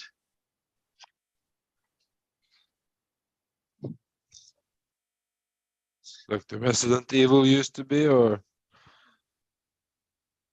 even I saw better. I saw a Texas Chainsaw Massacre one that's coming out that you get that feeling, it's almost like an FPS in a movie. The graphics are now that good. Audio quality is VR cranked up. I I don't think this one was necessarily VR, but what's become acceptable to put into games. I mean, as we've just seen over the years, you know, like horror back in the day compared to horror, some of the horror stuff now, and like splatter horror kind of movies, they've become way more hardcore. And you're seeing that shift off into the game side as well. I guess all of us lot who were horror fans back in the day are the ones who are funding and sponsoring the games now.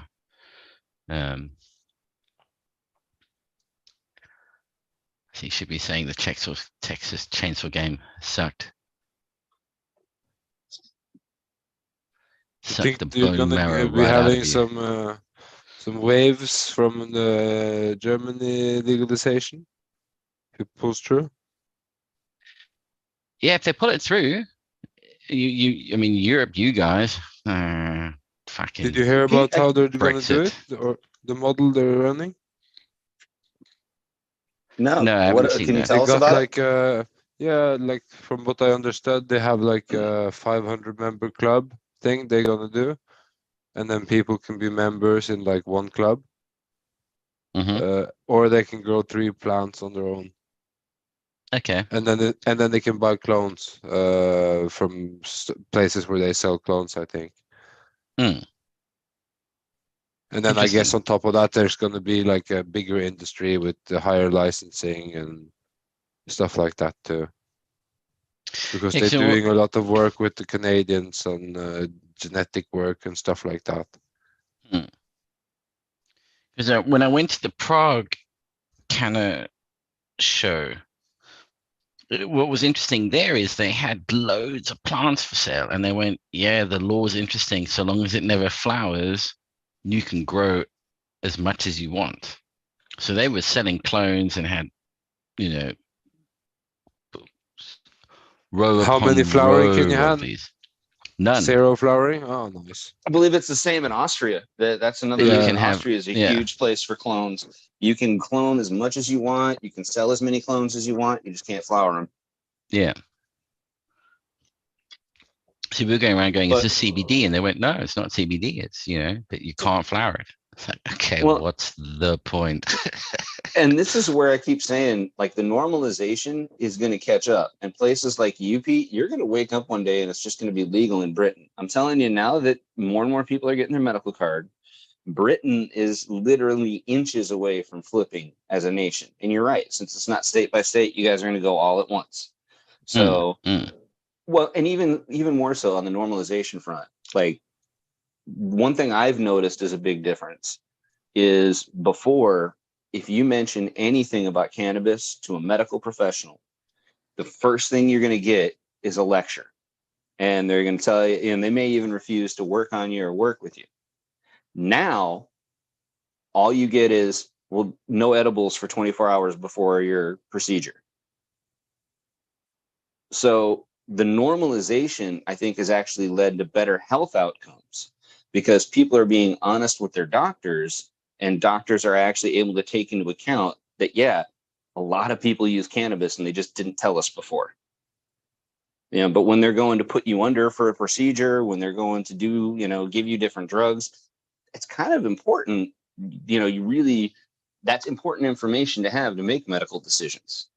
So I think the benefit of normalization is that, you know, hopefully the professionals we deal with when we're talking about our health, they take things in a lot better light and they actually treat you better now. And I think so not only does that normalization have positive economic outcomes, but I think more importantly, it has a lot of positive health outcomes, especially as those of us who've been in it, you know, age out.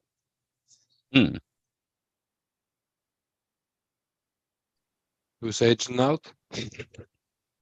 Well, you know what I mean? All this, like I said, the next generation doesn't look at it the same way we did. They're not as interested in, you know, because it was an outlaw thing to us growing up. I guess you're I think- probably going to find some pockets here and there where it's as interesting as it was, but definitely in the whole picture, it's changed. Yeah. I mean, the that's fact part that of countries normalization. like Thailand, where you used to be hung up for that shit, it's now legal. South Africa, where you would go to prison because you were standing next to a joint on the ground, it's now they pulled the human rights thing and went, well, it's my constitutional right to be able to smoke and grow this stuff. It's essentially legal in the country now, and then we have here that's still, oh, it's as bad as fucking heroin bullshit. It's like, oh, come on. Yeah. I think the Thailand scene is going to be really interesting to see if they start to getting their clones to Europe, because they're doing some big breeding projects there and hunts. It's not the same cost to run operation there as it is in Europe at all. So suddenly stuff can happen, and they're really good at what they do. I think it's mostly only Thai that they're allowed to work with the plants directly. I saw who's it, Potent Ponics? Yeah, no, he was He's been working with doing a whole Breeder bunch of Steven stuff over there. Yeah. Well, I don't think he's working with them anymore. And then Greenhouse has a really big operation over there.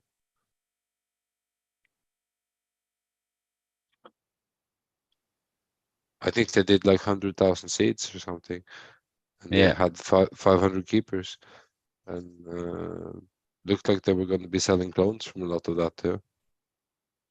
Which is funny because like 100 to 500,000 seeds is nothing to a corn farmer. Yeah, No, that's like, of course. that's the little patch over there. Can you do 5 million seeds, please? And I want them all the same.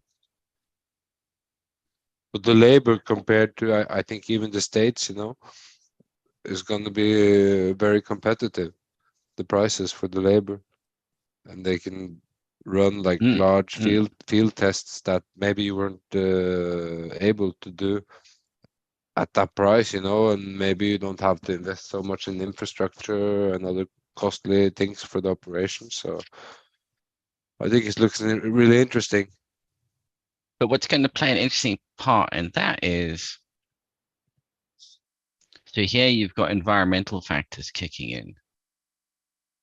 I mean, stuff, for instance, that's growing really well in Thailand is not going to do well in Europe. Maybe, I mean, I don't even know even if indoors it would do well, because all the Thai stuff is going to be outdoors. I think they're doing it with greenhouses. Yeah, but I mean, you're talking daylight hours that barely shift around that much. The difference between summer and winter is not hugely different. Temperatures I as think well they're are doing like very, through very the similar roof. to the Dutch though, that they have like temperature control with extra lighting. But you know what I mean? I'm just talking like in a general concept. It's that kind of, it's so far away and much, the geography and the latitude is so different to Europe. You'll see a very, different phenotypic expressions coming through. Oh yeah. So your selection criteria for what works in Thailand is not necessarily going to be something that works at much higher latitudes or disparate latitudes in either direction, north or south. Well, and let's just be honest, like the reason that we usually get products from places around the globe is because they can either provide energy cheaper, whether that's sunlight or electricity. They can provide labor cheaper, just because then that's always compared to a shipping cost. But if we're not going to be shipping between countries in a lot of cases, like if the EU is going to keep it within the EU, well, then that means it's kind of level playing field in many ways. It's I mean, what would be more markets. interesting to see would be like product that's exported from Thailand. Instead of you picking up your packet of fruit that was grown in Argentina, packaged in Thailand, sold in the US, it's going to be grown in Thailand, and shipped, as a flippant example.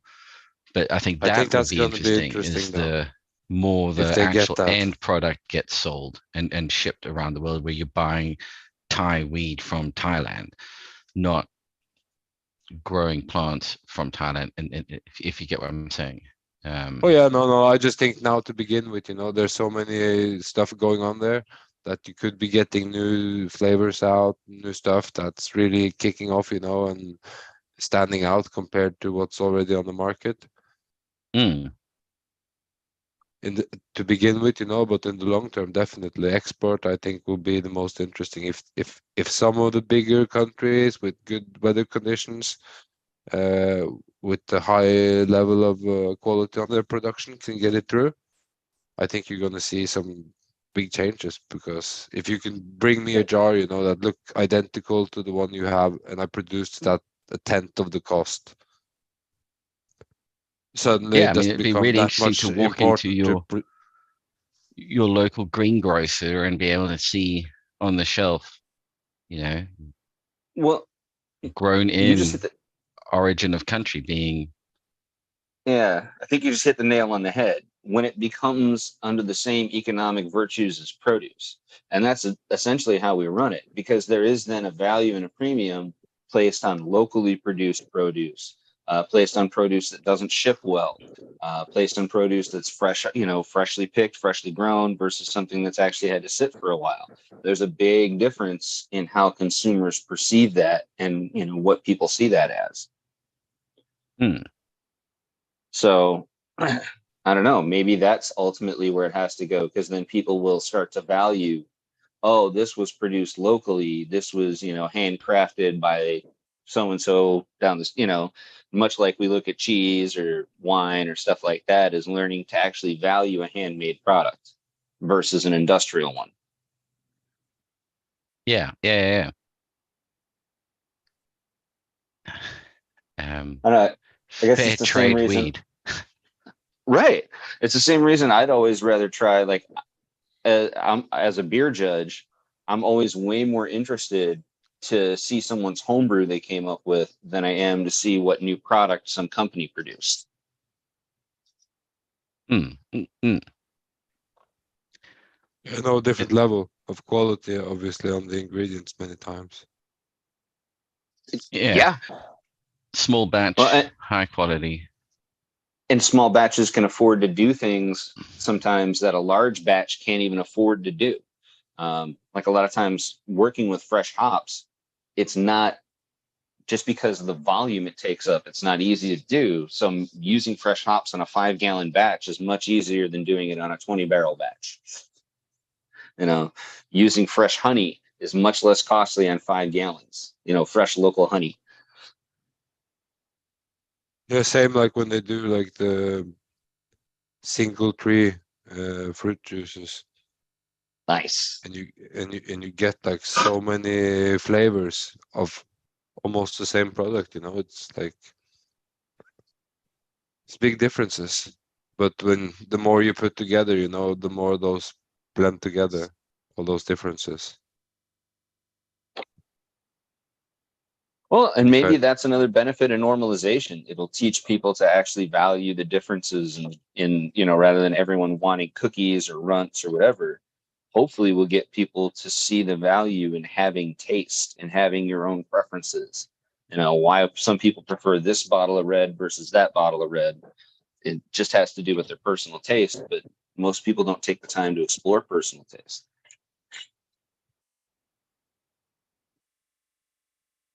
That, and I guess it also comes down to, I guess I shouldn't bag on it, but like now that I see the difference, vaping, you'll get people to taste a lot more. And I think it'll be easier to get people to vape than actually smoke weed in a generation or two. When you tell them, you want to hit this vape. Like right now they're saying like the packaging is so big in the branding that it's taking over like everything that used to be hot about why you chose to buy a certain weed, So eventually I think that's going to be more like the niche, like maybe you have a vape that you do, that's really specially selected for your customers, and then there's going to be like pre-rolls and whatever category you're into, just like if you buy like a cognac or a wine or a champagne, it's really different products. Oh yeah, totally. And why shouldn't it? It makes too. sense. Yeah, no, I think so too. People have a different relation to how they use it, at different times in life. So Oh, absolutely. When I was younger, I definitely used cannabis in a way different way now that I'm old and have ailments. yeah, no, for sure, it's a long way from a bowl to like a blunt to a dab. They're all quite different. Yeah, you definitely find that. Yeah, I'm doing it from an entertainment to yeah. This is helping me with my ailment rather than for my entertainment. Yeah, or like you're really just enjoying it, like a really nice cigar. Like if you roll up a big joint and you smoke some hash and then you do a few dabs, and like for me that's a really nice weekend if I can do that for like the whole day, just smoke different stuff through the whole day, test stuff. I don't think Yeah. anyone's going to argue with you. Sounds like a great day. Yeah, but it's not everybody want that, some people take just like a small joint in the evening, or they just want to hit from a pen while they're doing their daily chores, so Yeah, I mean, I'll speak from my own personal side of things. I mean, mine's cut back so drastically. I mean, now it's occasionally that I partake, and it's actually really nice again. Yeah, I went from it just wasn't doing anything at all, yeah, to now I can just a small little joint, and you're like, whoa, take a nice walk, stroll through the countryside, and you're really feeling it. Um, I'm a, it was,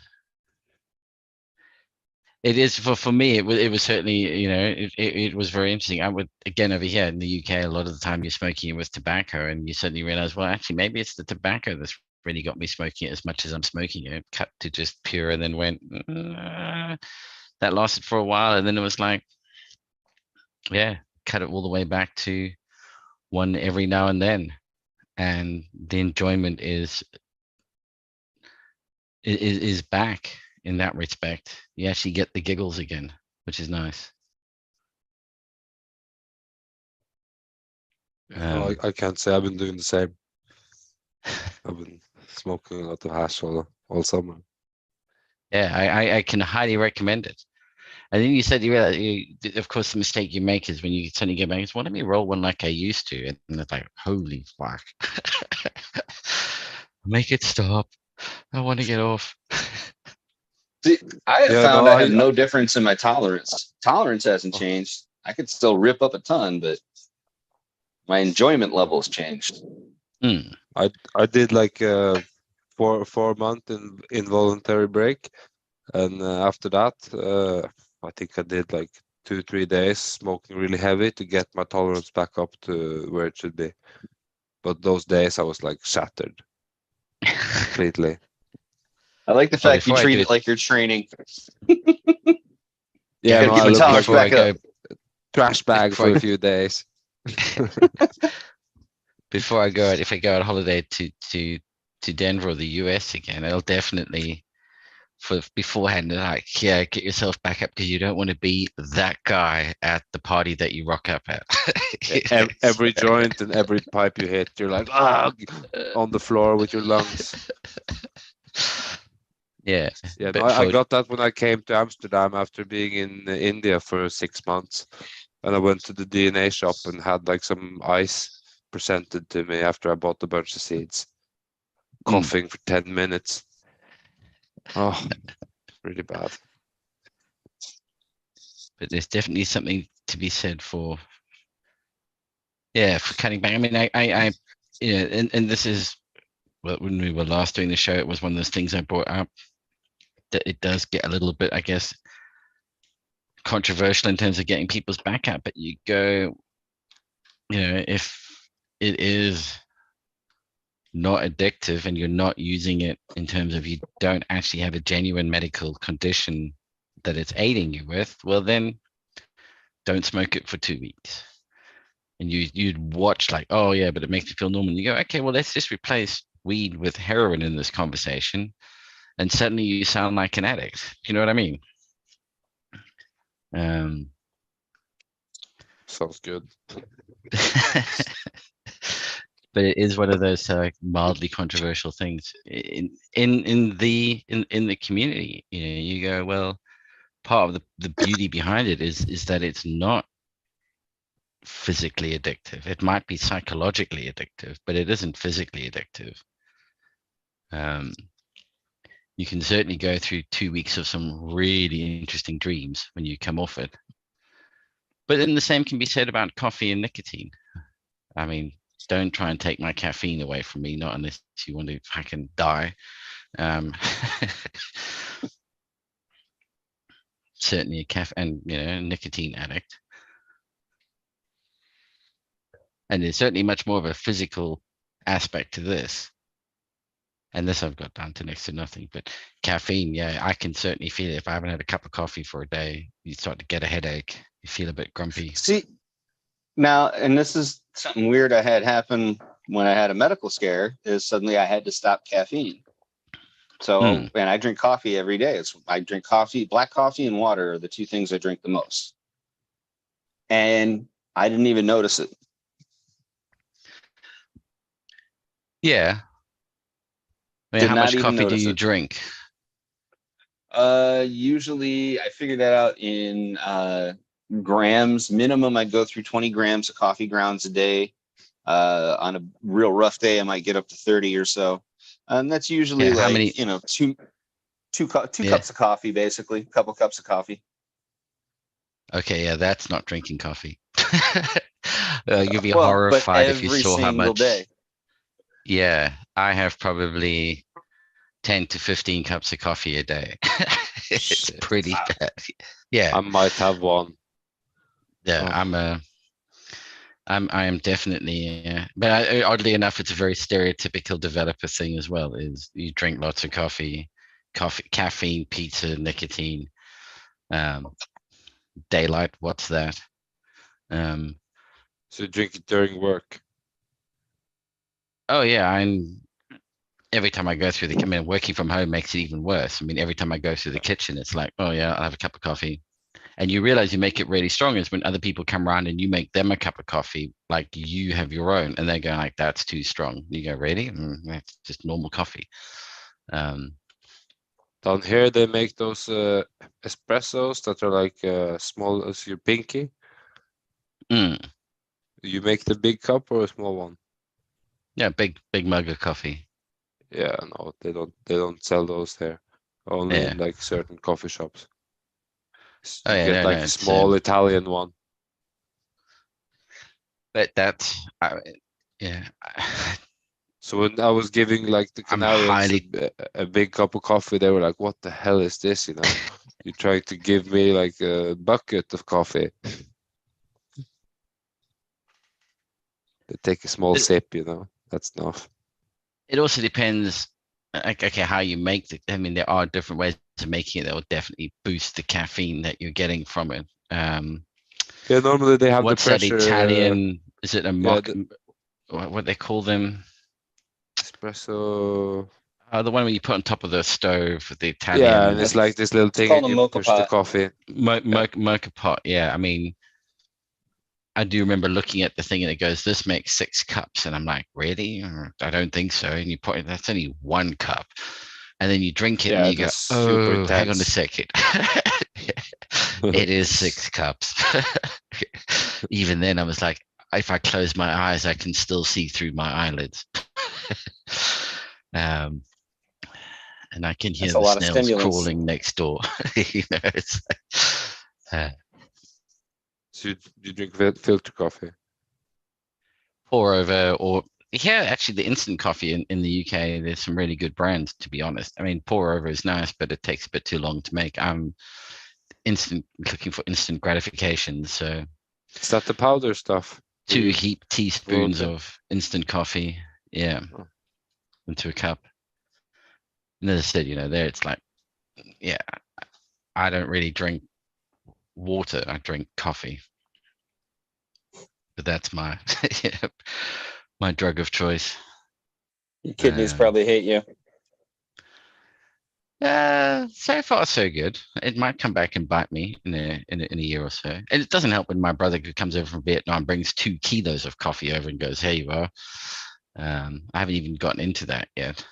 That the Vietnamese actually make some really, really good coffee. Can highly recommend it if you can get hold of it. Is that with sweetened condensed milk? Yeah, their cafe soda is iced coffee with condensed milk, but the actual coffee itself, they tend to roast the beans with butter. So it has this really interesting buttery caramel taste to it. That is interesting. Never heard of that. Very, very nice. Butter roasted coffee. All right. The cafe soda is really good as well. Of course, that's it's so hot over there that iced coffee is the only way you drink coffee. And with the condensed milk, it's particularly nice. It's interesting that you say sweetened condensed milk. As far as I'm concerned, all condensed milk is sweetened, or do they do different ones? Because that was really popular in South Africa. Yep. You'd buy cans of condensed milk, and as kids, you'd get hold of one of those and just pop a hole and eat, opposite sides, and then just suck down a whole can of condensed milk. Yeah, here there's evaporated milk and condensed milk. Evaporated milk is a very similar product, but it doesn't have any sugar added. It's just highly shelf stable. Whereas sweetened condensed milk is like a milk syrup. It's like thick with sugar. And you can take a can of condensed milk and boil it in a pot of Make water caramel. and turn it into caramel. Yeah.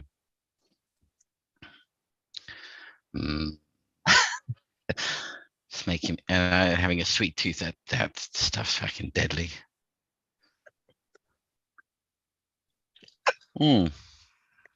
This has certainly been a good little catch up, I must say. Need to do this again. We seem to have pulled in some of the regulars. I'm very pleasantly surprised to see, like, within seconds, people started turning up, and some, a whole bunch of the old regulars are here, which is really cool to see.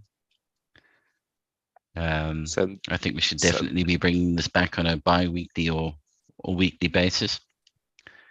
I think we might. I'm talking to, and again, speaking out of turn here, but I am talking to Kino about maybe we just alternate Fridays between the Grow Room 420 and Operation Grow Show, because doing it every week does become a bit.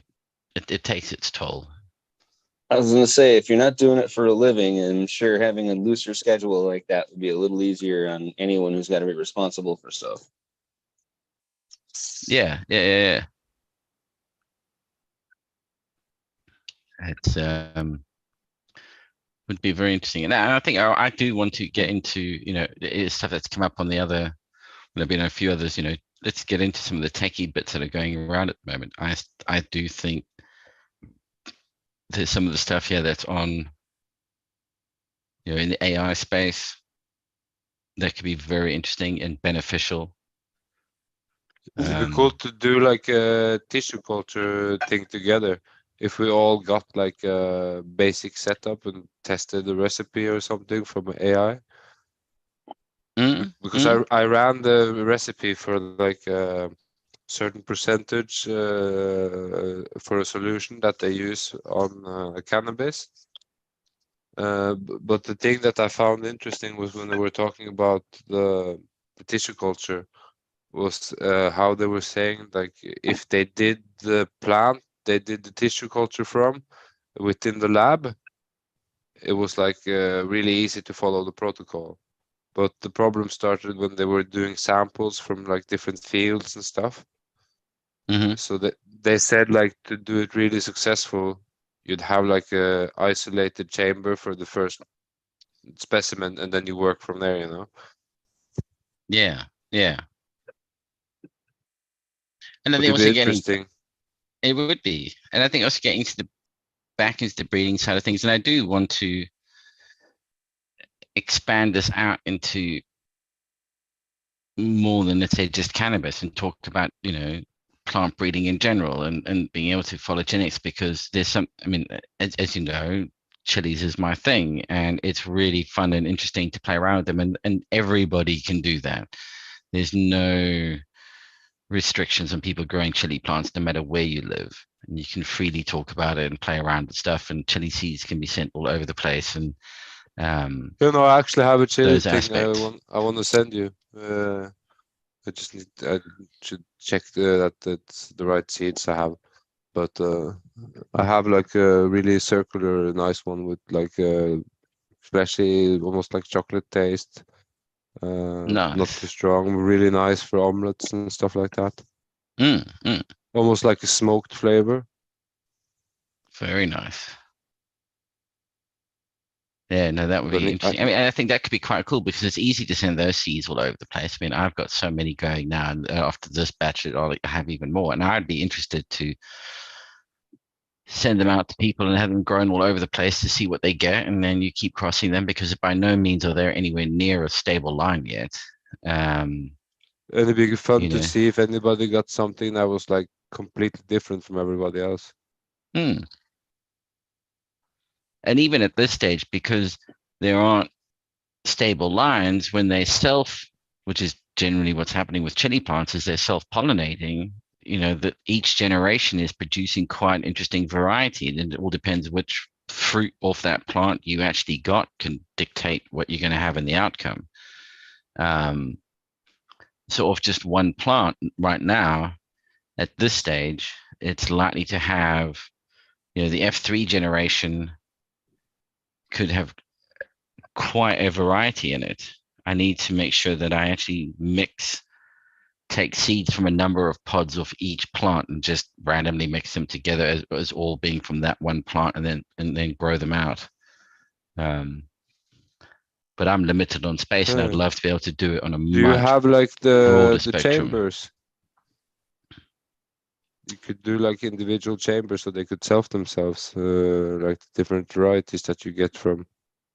I mean, I actually noticed a lot of these were all starting to flower at different times. When I'm doing the crossing, I'll go around and specifically I'll pick, you know, a flower from this one that's where the flowers mature, and go and pollinate a flower from the other one, and then pick off all of the stamen But do of you the let flower I some of just them self-pollinate pollinated, also? and then indicate that that's the one that I did it on, and put something around it so I can find it again. But otherwise, they But you will just don't- cross-pollinate and self-pollinate amongst themselves. Yeah.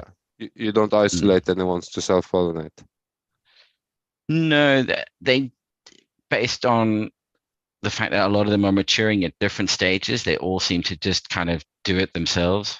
And the one thing I Yeah. noticed in the greenhouse is it isn't like a heavy breeze blowing through there, so it almost forces them into self-pollination, if that makes sense. There's not enough air movement for them to really cross-pollinate too drastically. But when I'm doing very deliberate crosses, I make sure that, you know, this is, and then I'll pick off all the stamen from the one that I've just crossed, the flower that I've just pollinated. I'll pick off all its stamen so it can't self-pollinate, and then to seal that up, you see the fruit forming, and then you open up the bag again, and just have a little. I just tie a wire around it, and I know that that's the one that had that was pollinated, that specific fruit. Yeah. You clean it now before you pollinate it, so it doesn't have the. Yeah, because the female part of the plant matures matures before the male parts do, typically on the chili plants. Yeah. So you can get in there just before it happens.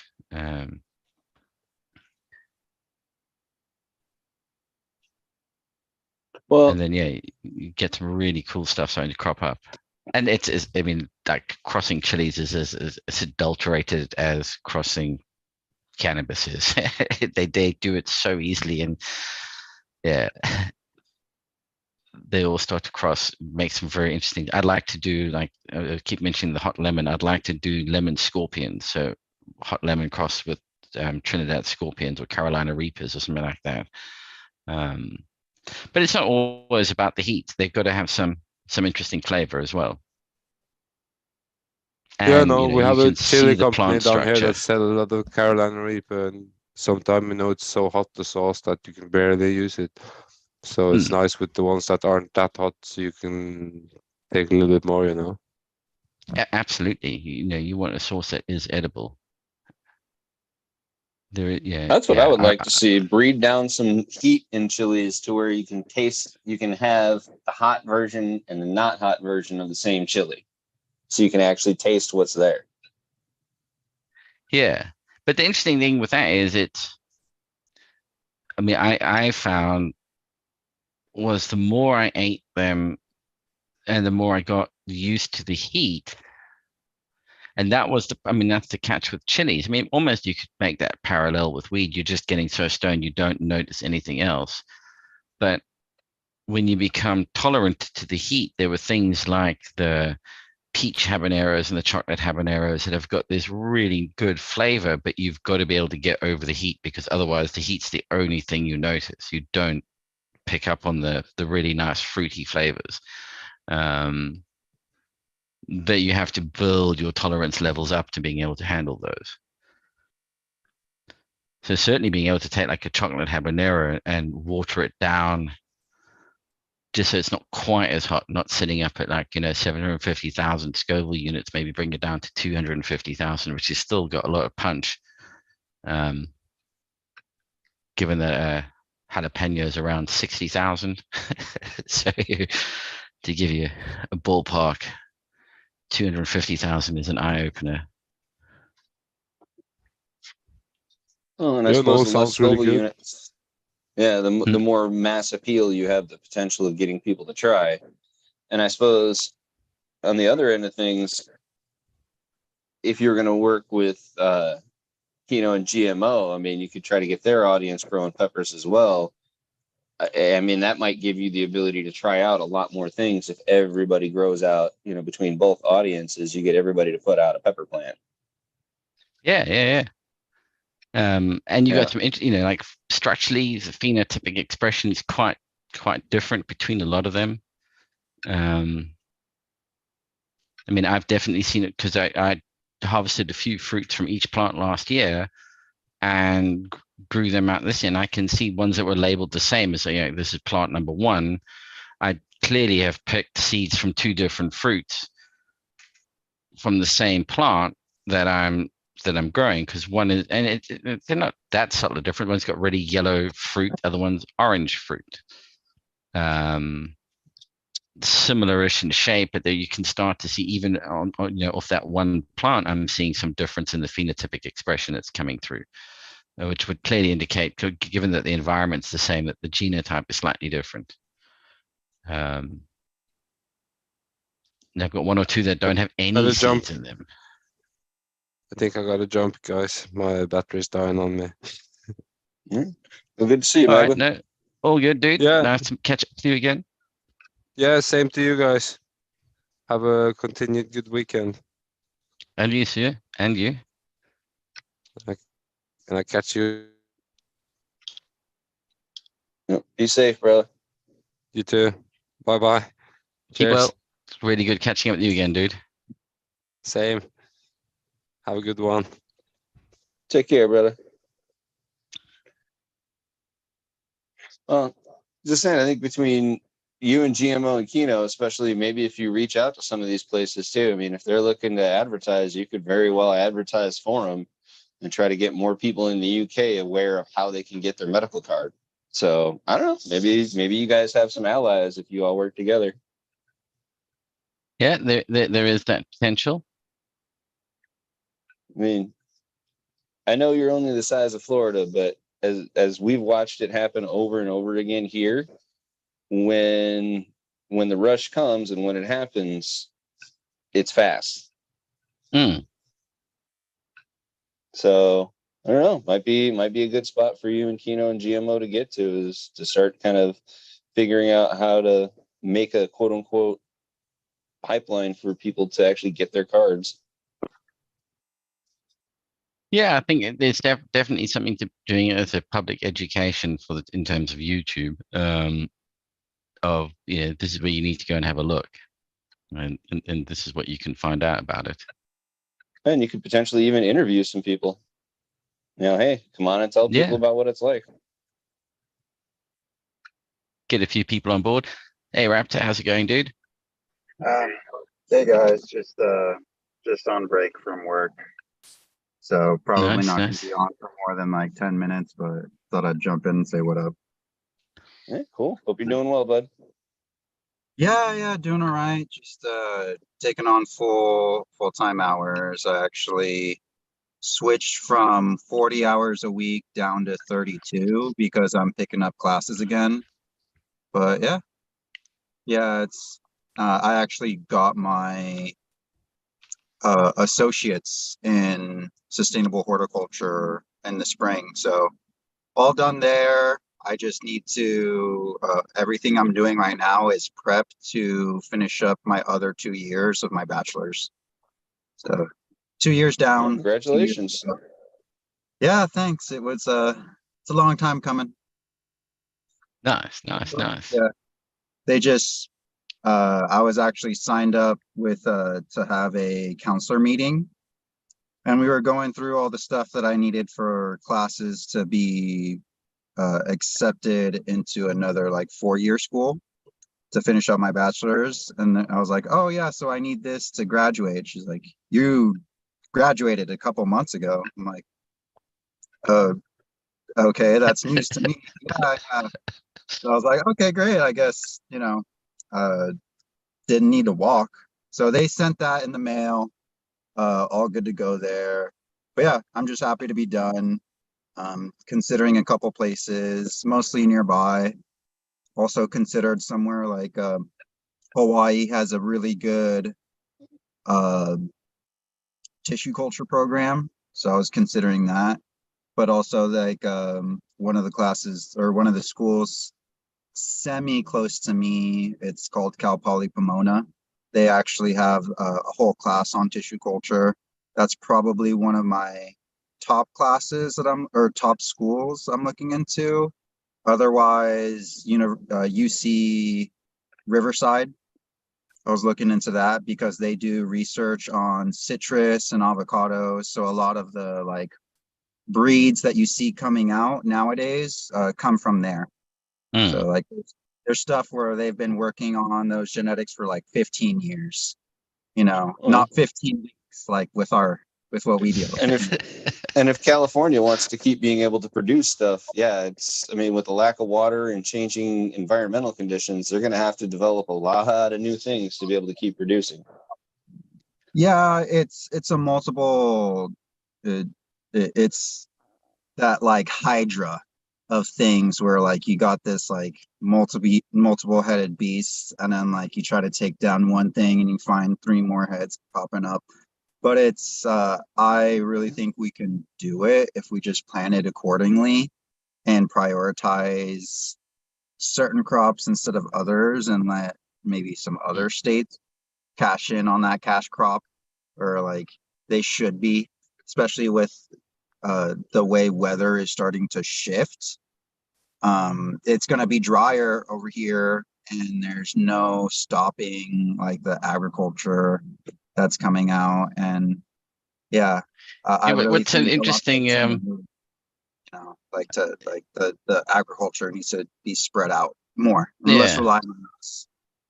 What's a really interesting, it's one of those I don't know if you've ever studied like Freakonomics, but one of the interesting things about, I talk about like it's getting drier. Now, if I'm not mistaken, California produces a lot of oranges and fruit that gets shipped out of the county or out of the state. We're shipping all our water, and exactly. I mean, one of the leading causes for instance, drought in Africa is the flower growing industry in Africa. Yeah, they grow these flowers over there, they cut them down, and they fly them to Europe. Well, all of the moisture that's in those flowers just left Africa.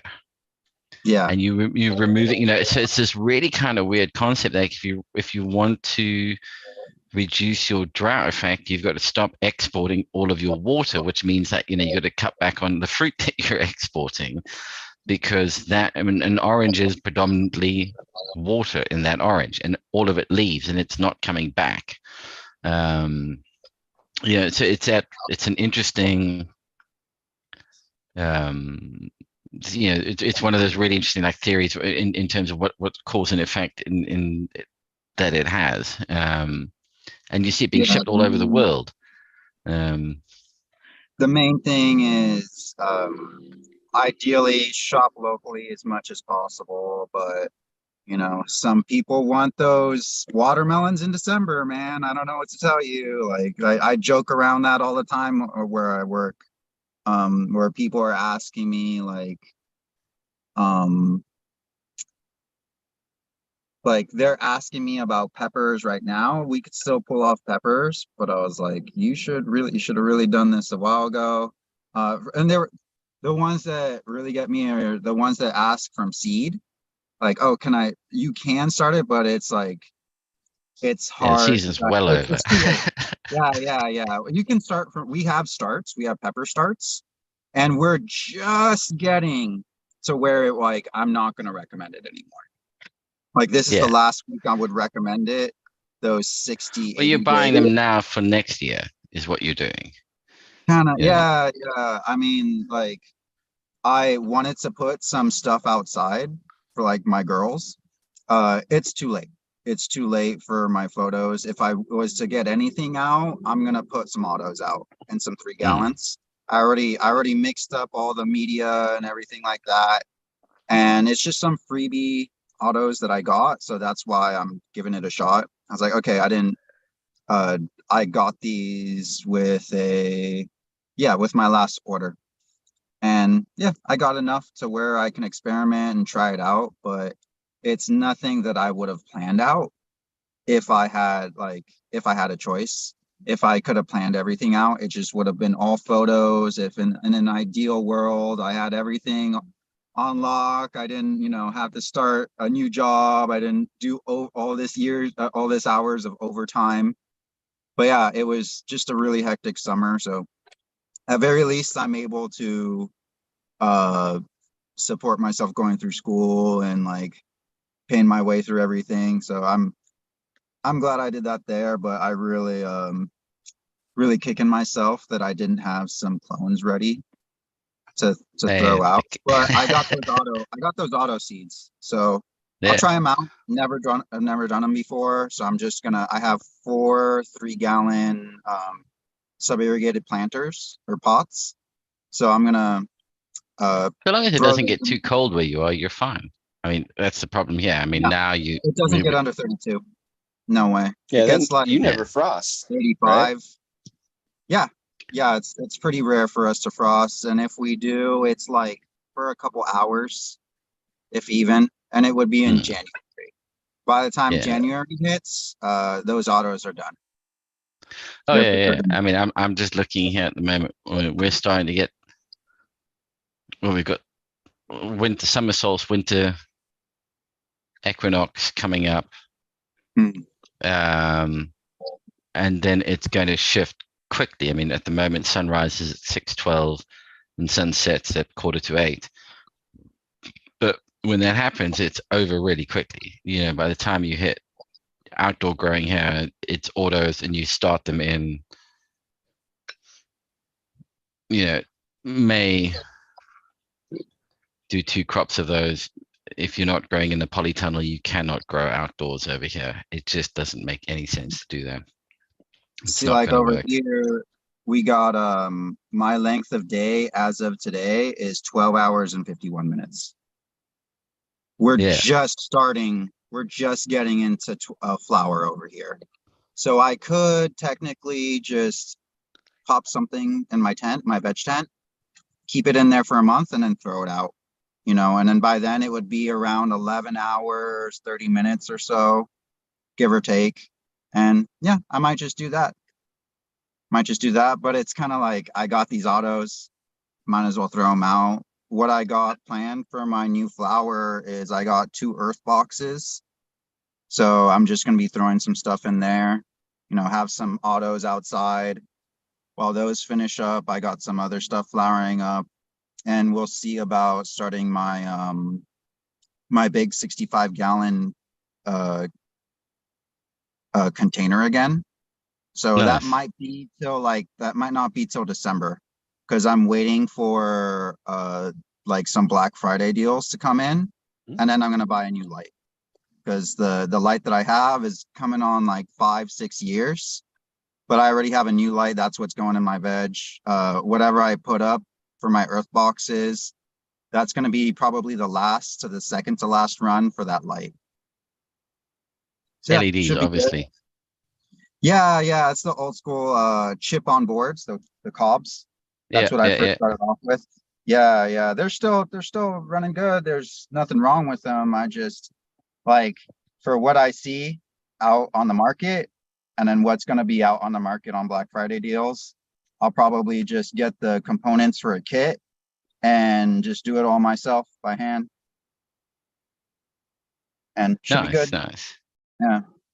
And actually, Yeah. my break's coming up to an end, so it's good talking with you guys. Yeah, Yeah, it I was good to wish catch up, man. I I wish mean, you we're would have gonna. caught me on my 30-minute, and then I would have actually been able to like start up with you guys, but it's all good. If you guys Well, are still on in an hour, I'm done with my shift in an hour, but we'll see. we'll Yeah. see. Yeah, I'm not quite Yeah. sure. We'll see how it goes. If you guys are like running on fumes, no worries. But yeah, give me a heads up next Friday. We'll see what's going on. I could always jump on my lunch. My Yeah, we're trying to schedule is work a little out wonky. Yeah. a schedule that will allow us and the GR420 lot to do maybe. I mean, I said I'm speaking, putting words in people's mouths, but the idea was to maybe try and alternate between the two, because just gives each lot a break. Yeah, we'll just play it by It's a ear. little less. Yeah. Yeah, respect for trying to be respectable of everyone's time. It's Yeah. been itching to try and do it again, and just decided to pull the trigger and fuck it, let's do it. Why It's not? happening. We're hitting the tail end of summer. We're going into fall. If we're gonna make a schedule, let's start feeling our way through it. Exactly. Yeah.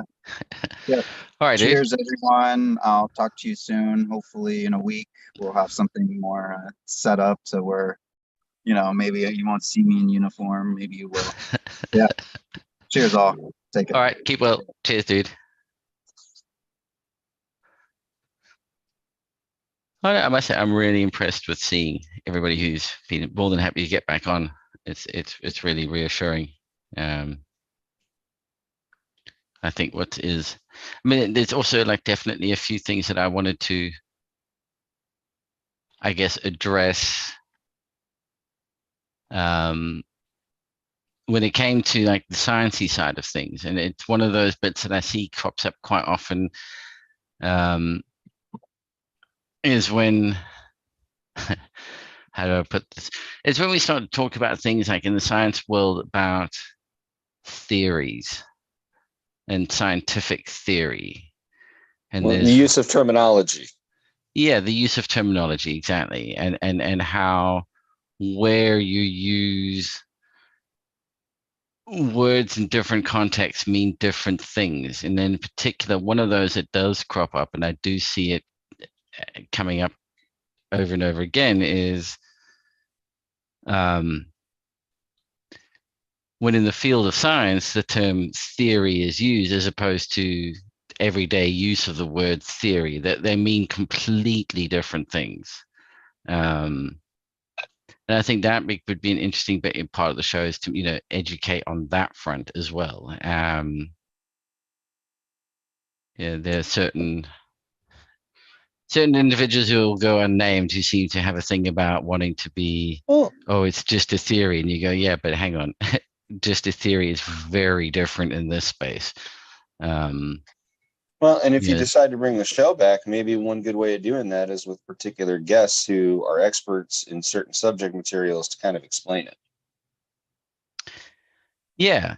But I mean, like, just being able to explain what scientific theory means as opposed to, I have a theory why my favorite football team lost last weekend. There's a huge world of difference there. Scientific theory means it's been peer reviewed, it's by the time it reaches a scientific theory, it's gone through the ringer before it reaches that stage. It's not the same thing. I think what's the best way of describing it? I think I actually even had a bit.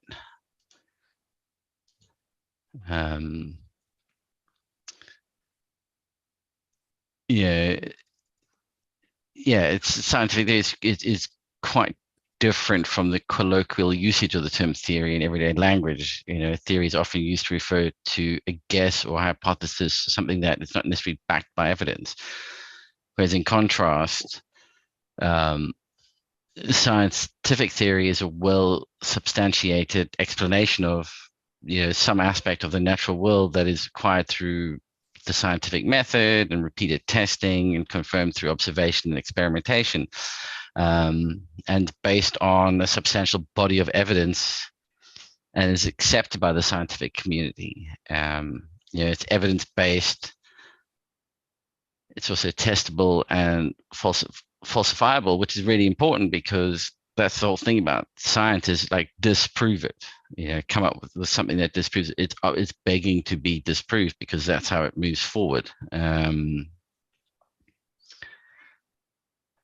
So it's not when you hear people talk about the theory of this and the theory of that when it comes to the world of science, it's just to brush it off when people go, oh, it's just a theory, is a complete misunderstanding of what it actually means. It's a really well thought out, evidence-based, it's backed by research.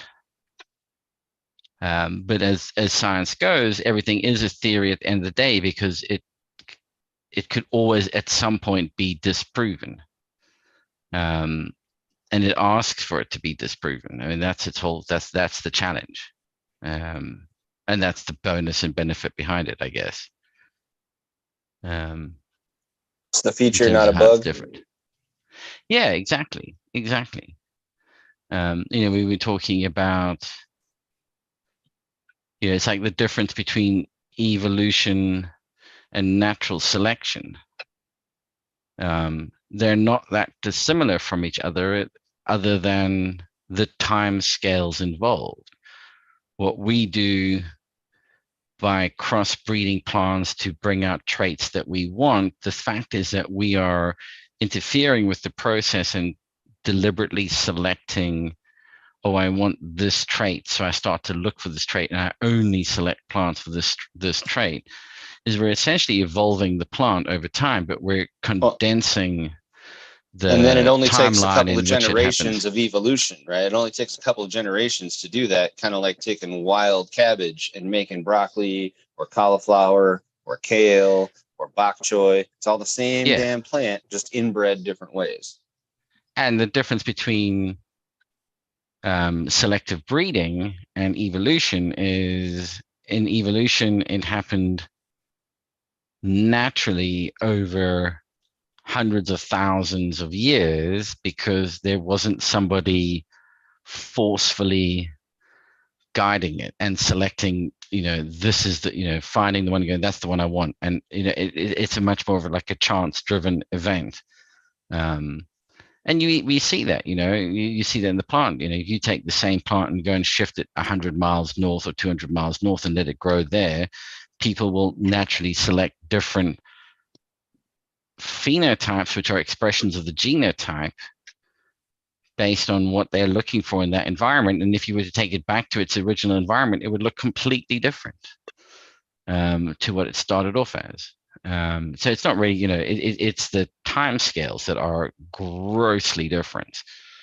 Things that take hundreds of thousands to millions of years to achieve in a natural environment, we're artificially accelerating it through selective breeding as opposed to natural selection.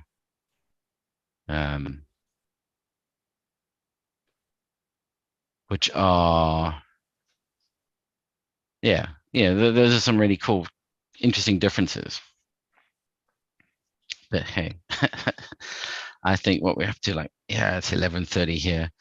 I think it's time to to look at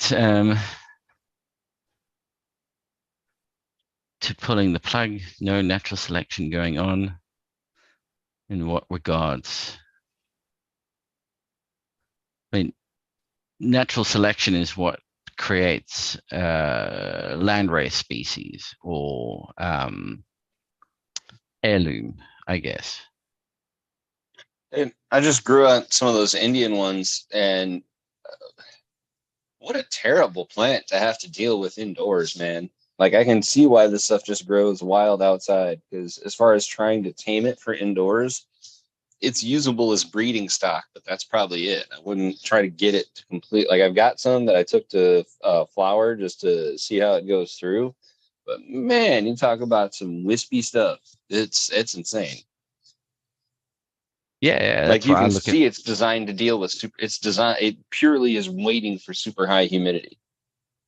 Yeah, I mean, that's what I find hilarious about like Durban poison is you look at what's in the northern hemisphere, which goes around as Durban poison. You go, it might smell like it might taste like it, but it's not how it looks when it's back home.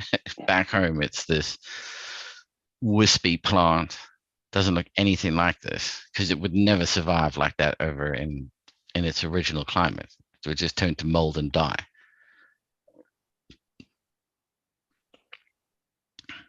Well, thanks for hollering at me and having me on, Pete. Thanks for giving me a heads up. I appreciate that. Yeah, it's great, man. It's good to chat with you again. Yeah, And good to be alive. That's all I'll say. We'll definitely be doing this again in the future. And thank you very much to everybody who tuned in. It's most appreciated. It's really good to see everybody. I think we'll certainly get some more of these under the belt in the coming weeks and months. And yeah, stay safe, everyone. And I hope to catch you all again in the future. So Be until safe, then, be healthy, people. keep it real.